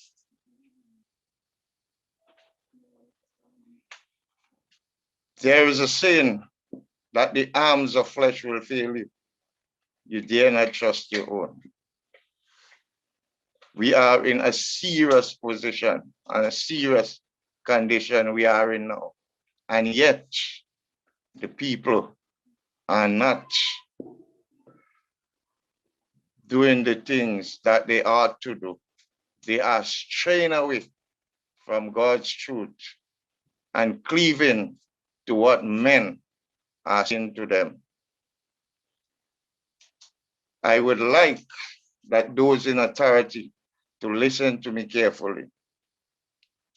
We need to walk hand in hand when this is over, so that we can be able to live healthy, lovingly, and that all of us would be in one unity, caring for each other. My friends, I never like to belong in what I'm doing and saying. So I end here by saying, may the only one true and living world boss, which is in heaven, bless, guide, and protect us all as we continue to live our lives here on earth, pleasing to him. May God bless us all. Thank you very much. Thank you so much for your presentation, Mr. Baptiste. It's so sad to see the devastating impacts that the volcano eruption has had in the country, but we do hope that the volcanic activity will be completely stabilized soon and that from now on, the situation will improve. Now, it's my pleasure to introduce Mr. Nixon Barry, the CYEN Regional Steering Committee Chair, who will speak to us about the memorabilia of today's event. So welcome, Mr. Barry. It's over to you. Thank you very much, Julia. Protocol already established. I'd like to recognize Honorable Youth Hod, Mr. Reginald Burke, Dr. Byron Cox, members of the panel, participants, all, good morning. I'm pleased to be here this morning to be a part of this discussion, and this important discussion, I must say, on land use management and the impacts it's having and how we can preserve our land. In terms of the memorabilia, the Caribbean Environment Network has decided that the memorabilia for this webinar should be the donation of trees to St. Vincent and the Grenadines to help with the rebuilding efforts post the last eruption of the La Soufrière volcano. The impact of the eruption has no doubt negatively impacted the vegetation, which can destabilize the soil and pose further threats to the environment. The Caribbean Environment Network understands the important role that trees play in our biodiversity and ecosystems. It is our hope that this contribution will go a long way in the reforestation efforts, the protection of the soil, water supply, and of course, in ensuring food security, not only for the people of St. Vincent and the Grenadines, but the region. Special thanks to the UNCCD team for supporting this initiative and making it a reality. This partnership is very important to us. I would like to say thank you to the participants for being here and sharing in this special moment. Also, thanks to the organizing team and everyone who made this possible. The necessary arrangements will be made together with CYEN, UNCCD, and the representative from the government of St. Vincent and the Grenadines. So once again, thank you, and we look forward to more discussions like these. Thank you, Mr. Barry. I think we can all agree that the memorabilia would serve to preserve the beautiful island of St. Vincent and the Grenadines, but I think we come to a critical part of the program where we allow you, the audience, to have your voices heard, to comment on the presentations and to seek answers on the issues of sustainable land management that might boggle your mind at the time. And I think the first question is quite an interesting one, and it is directed at Professor Cox. The question is, how can the youth link with the young at heart to ensure sustainable progression and generational transition of land management? Professor Cox? Thank you very, very much. Could you repeat the question, because I'm not sure I understood exactly what is being asked of me. Okay. I'll be grateful if you repeat the question. Sure. So how can we link or form a link between young people and the young at heart to ensure that there is sustainable progression and generational transition as it relates to land management? Yes, now I understand the issue. I think, as I said earlier, I think the first thing that we need to understand is the common stake that we all have. And whether old, young, or in between, the Caribbean is our Caribbean. And the time has come that we can't wait for tomorrow. The youth must not think that it's tomorrow. It is now. If we do not understand that the older folks have something to teach the young ones, and the young ones have something new, a different vision, probably a better vision, and we need to combine those two things, we will make a big mistake. In very concrete terms, one, in order that we have this transformation, one, we have to appreciate that we all have a common stake in it. That's the first thing we need to do. The second thing is that I don't believe just at the national level that we need to work, but we need to work how we are working now here as a region, because the resources that we have, the human resources, the young people resources, as you saw today, we have people from Barbados, from Jamaica, yourself from Guyana, Ms. Hobson from Grenada, and so on. And I think that sort of working together is essential for this sort of transformation to take place. I think the third thing is that there is not enough investment in teaching and the issues of land. My point is this, that if you look carefully, until quite recently, everything about sustainable development in the Caribbean, we sort of dealt with the question of climate change. It's always climate change. And nobody seems to see the nexus between climate change and land. The elementary truth is this, that it is land, whether you like it or not, which serves as carbon sink for carbon sequestration of 70% of all carbon, either the soil itself or green trees. So I think The education which is necessary is not there at all and all and all. The other thing is this, that, and I think this is the most important thing in my view at least, that the agenda for sustainable development has been driven from outside.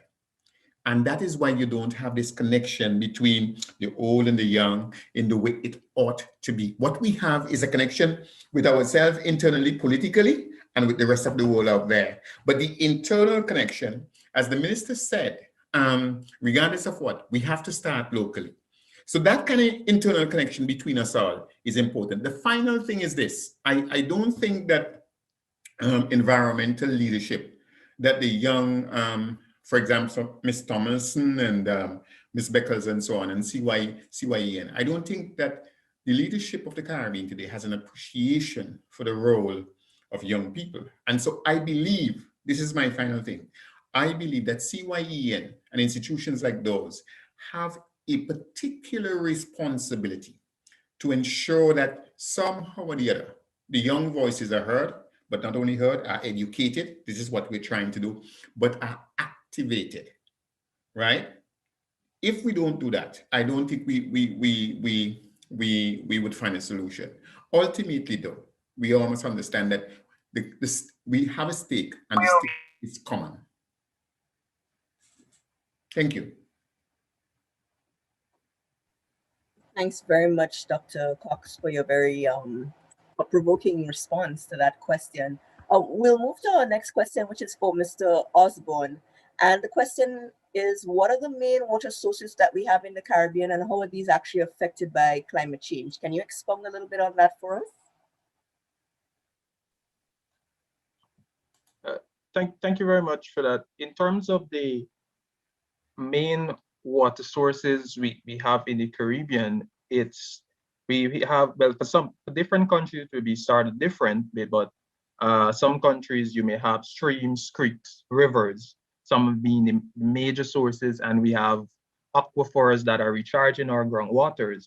But at the same time, some of the activities that we do on land in terms of unsustainable mining, unsustainable logging, unsustainable agricultural practices start to release contaminants into these waterways, which start to settle downstream and certainly affect the communities that are adjacent to these water sources in terms of, and it has health issues, so many other issues. So if we're looking in terms of actions in order to ensure that we preserve what is taking place there, we certainly need to check and see how we are applying our skills on land, because it certainly have downstream impacts on the water sources that comes into our homes, the water sources that some persons may be using directly from these rivers, creeks, streams, and lakes, among other things.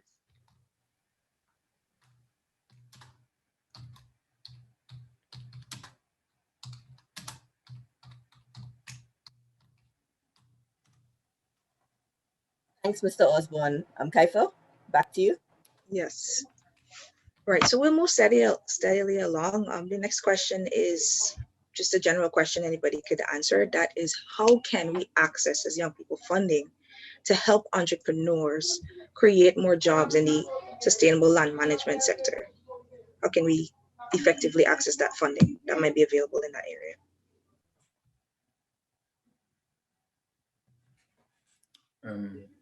Do you want me to go at it first? Yes, yes.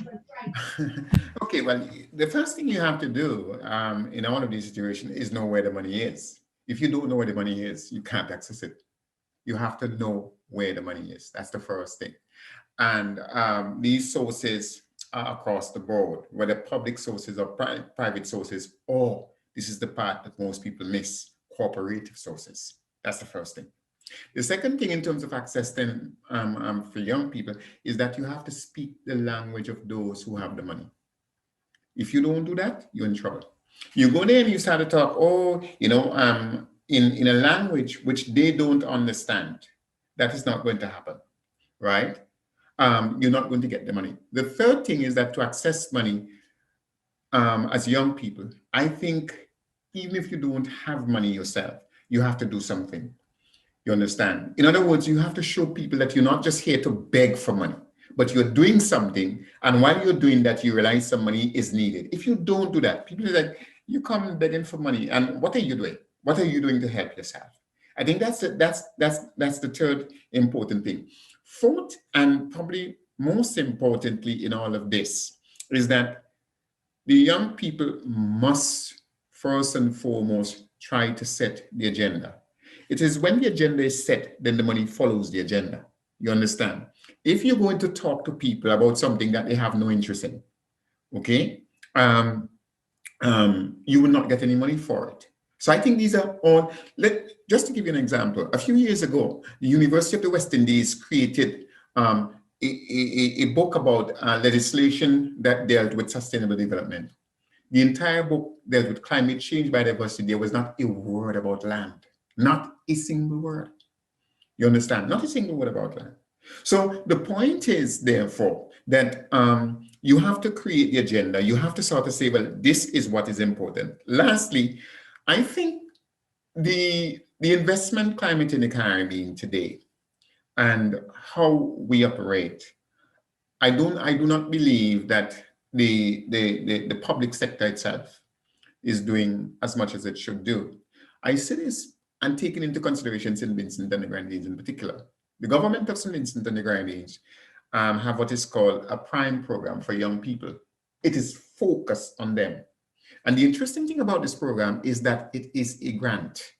You understand what I'm saying? So we have been focusing on young people in terms of education, so on and so on. But in terms of investing, giving them money, that has not been a big thing in the Caribbean. And that policy need to change. Now, that discussion cannot be a discussion which is determined just by policymakers alone or by those who have money.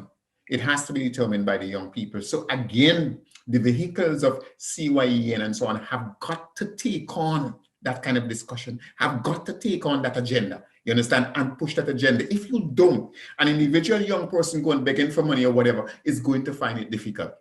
But if you have a sort of stream that flows, you know, a current that says, look, this is what we need to do. And yes, we have invested in our young people in terms of education and so on, but they need some money too.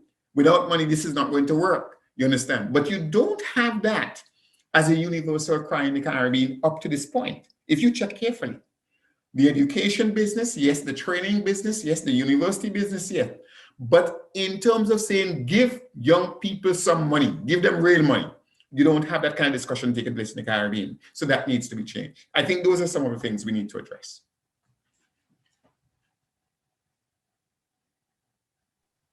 Thanks very much, Dr. Cox. Mr. Osborne or any of the other panelists would like to chime in at this time with a response? Or can we move to the next question?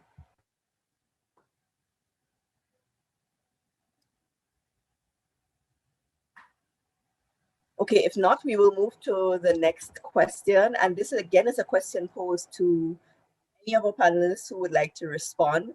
And it's on the issue of soils. And the question is, how is soil management covered by the themes that we've addressed throughout the webinar? Any of the panelists who would like to take this question, feel free to do so.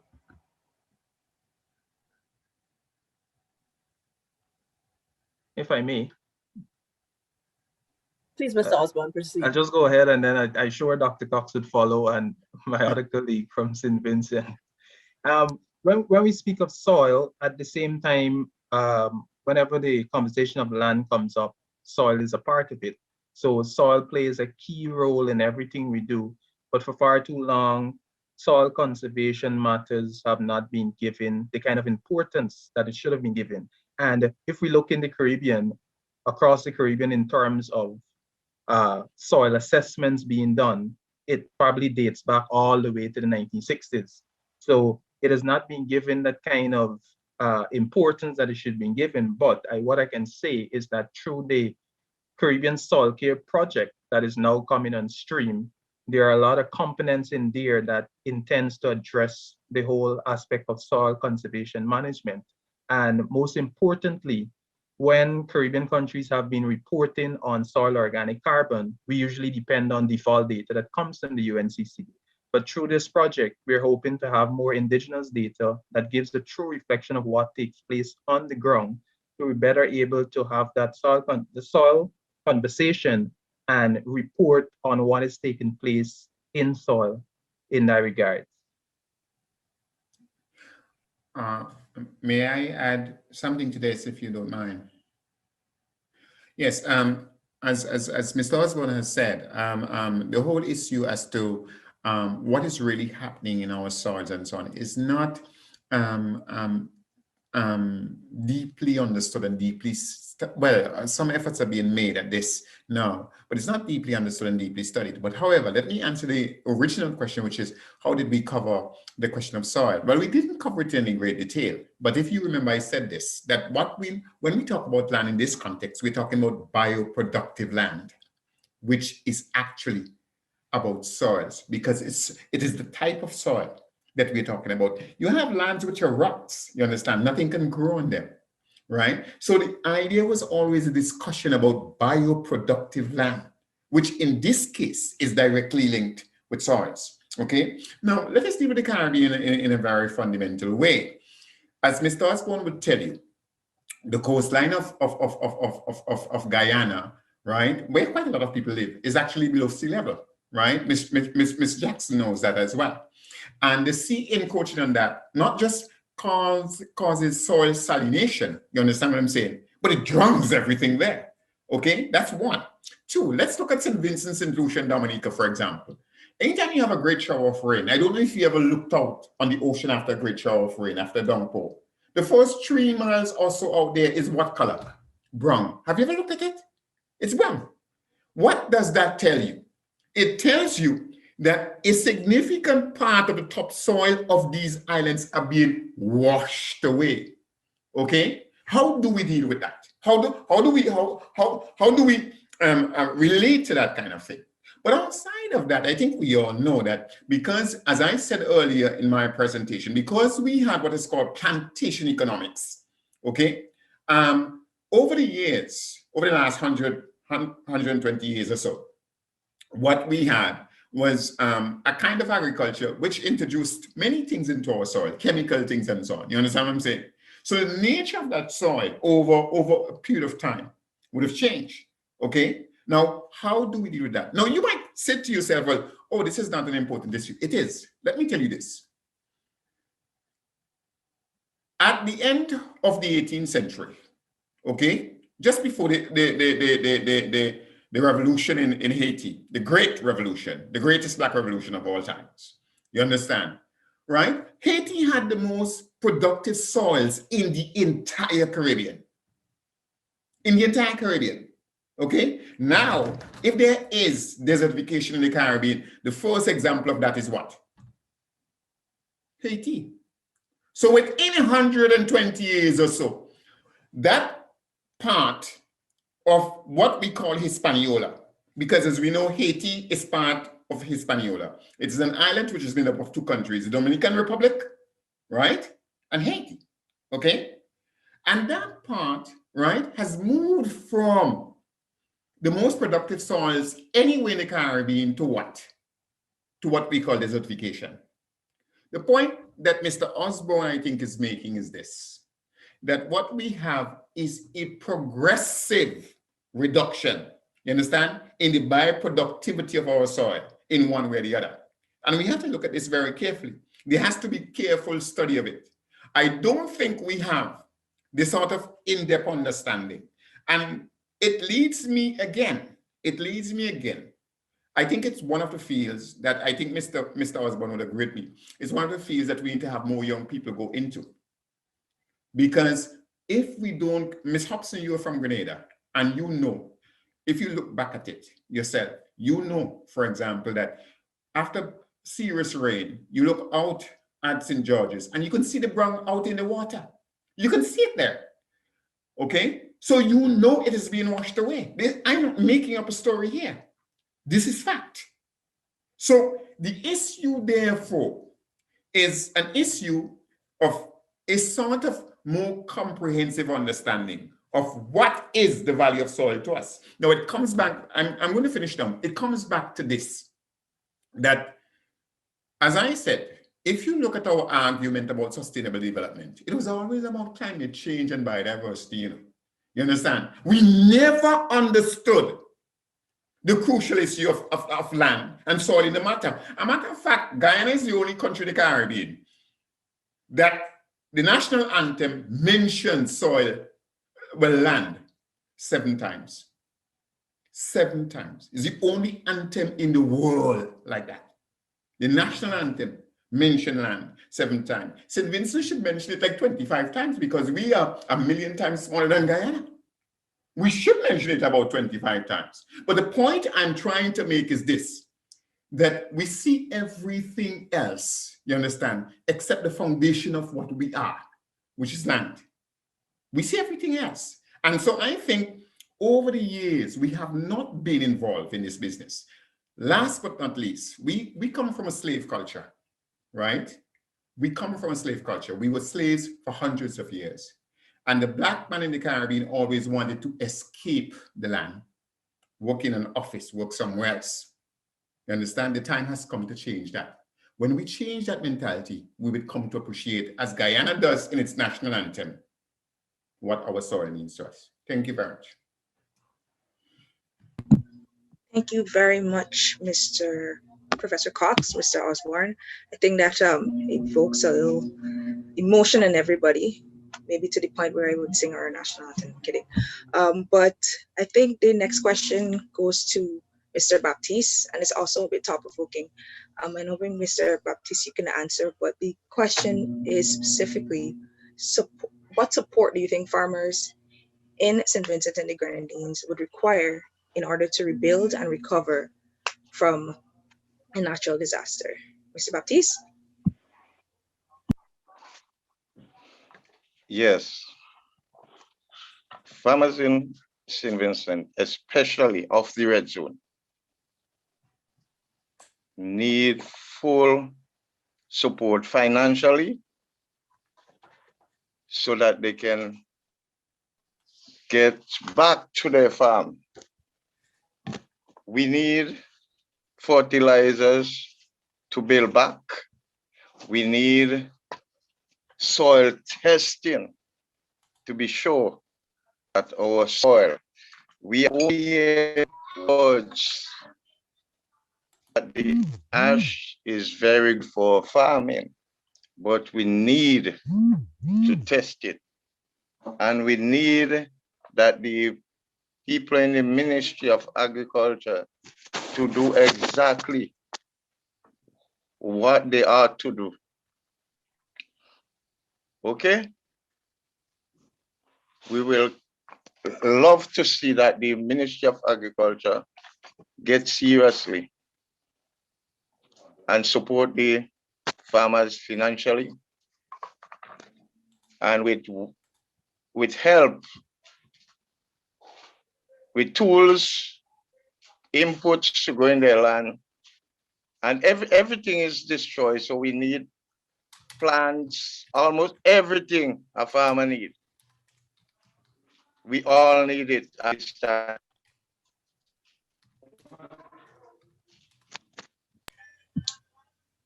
Okay, thank you, Mr. Baptiste. I think we can all agree that we shouldn't lose the momentum on trying to support our sister country, St. Vincent and the Grenadines, in enabling them to at least get back to some kind of normalcy on the island. Unfortunately, that is the last question that we were able to address at this point in time. A lot of questions came in, but we are at this moment pressed for time and over the time that we would have anticipated the program would have run. So I will now hand you back over to Ms. Carisha, who will take you on to the conclusion of the program. Carrie? Yeah, thanks very much for that, Kaifo. And Julia, just before we hand back over to you, we've again apologize because we're already a little bit over time, and we probably should at this stage express apologies on behalf of one of our speakers who seems to have lost connectivity and was not able to rejoin us. And so we missed a critical presentation on land and climate change. However, we hope that we'll be able to address this issue at another time. We are very grateful that the Minister, Honorable Minister Todd, was able to remain with us for the duration of the presentations, the event. And we're just going to give him a few options at this time. If he would be willing to provide a few thoughts after hearing the presentations and listening to the responses of the questions, if you would like to chime in at this time, we'd like to give you a special opportunity to do so now. Minister Todd, would you like to leave us with any final thoughts or any reflections on the presentations?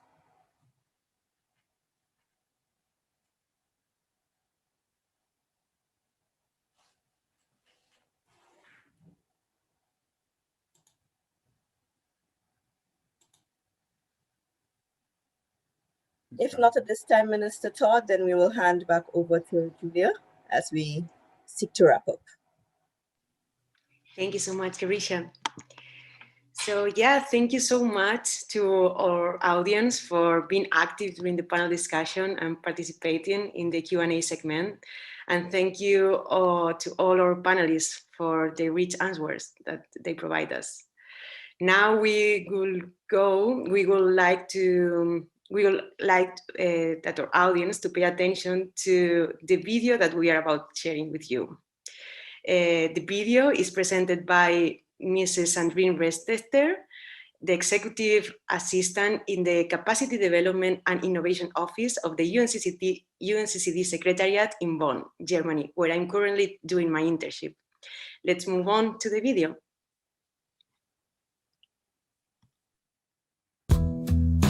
You are the Caribbeans today and tomorrow. You are serious about contributing to the sustainable development of your beautiful region. And you want to increase your knowledge and skills, gain experience to help you do this. The UNCCD Secretariat is about to launch its special distance internship program for the SEEDs. It is tailor-made just for you. You will work with young people from around the world and experience working with United Nations top professionals. You will bring that wonderful Caribbean flavor to our work environment. It's your opportunity to gain something additional to share with your Caribbean and help make it what you want it to be. Remember, check this link for the news is coming soon, and we shall be waiting to welcome you.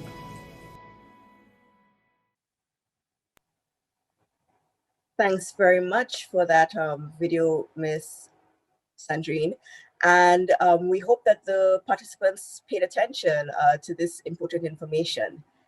Well, everyone, this brings us to the end of what we hope was a very vibrant, informative, and meaningful panel discussion. We do have to apologize for the technical issues that we face, but we do know that we live in a very dynamic world, and sometimes we have to adjust to things on the fly. And it means that sometimes we have problems, but as Caribbean people who demonstrate resilience, we push forward and we move through. So we hope that everyone who was present here today has been inspired in some way to become more involved in land issues here in the Caribbean. Julia, you're on mute. We thank in a special way all of our presenters today, starting with a very special thank you to the Honorable Minister Tut of Guyana for willingly accepting our invitation to open this event with your words of wisdom and encouragement. It was truly an honor, so thank you once again. We will also thank our brilliant panelists, Dr. Byron Cox, Mrs. Beckles, Mr. Osborne, and Mrs. Baptiste, for agreeing to present for us today on the critical topics we addressed during these few hours, and giving us so much rich content to spur our discussion. We also want to take the time to thank all of the team members, both of CYEN and UNCCD, who have worked really hard over the last few months to put together this activity. None of this would be possible today if not for your dedication, and as we like to say in the Caribbean, with your blood, sweat, and tears. Finally, we can have the best program in the world, but if we have no one to deliver it to, it is useless. Therefore, we must give the biggest thanks to all of you, our attendees, joining us via our various media platforms. We truly hope that you found this activity to be a worthwhile event and that you'll be interested in joining us for further activities. And please note that the recording of today's session will be available on YouTube. We also encourage you to follow the CYEN and the UNCCD on our various social media platforms on Facebook, Instagram, Twitter, and LinkedIn. And yeah, that's it, everyone. Thank you so much for being here and enjoy the rest of your day. We look forward to seeing you the next time at our coming events. Until the next time, bye-bye. Bye, everyone.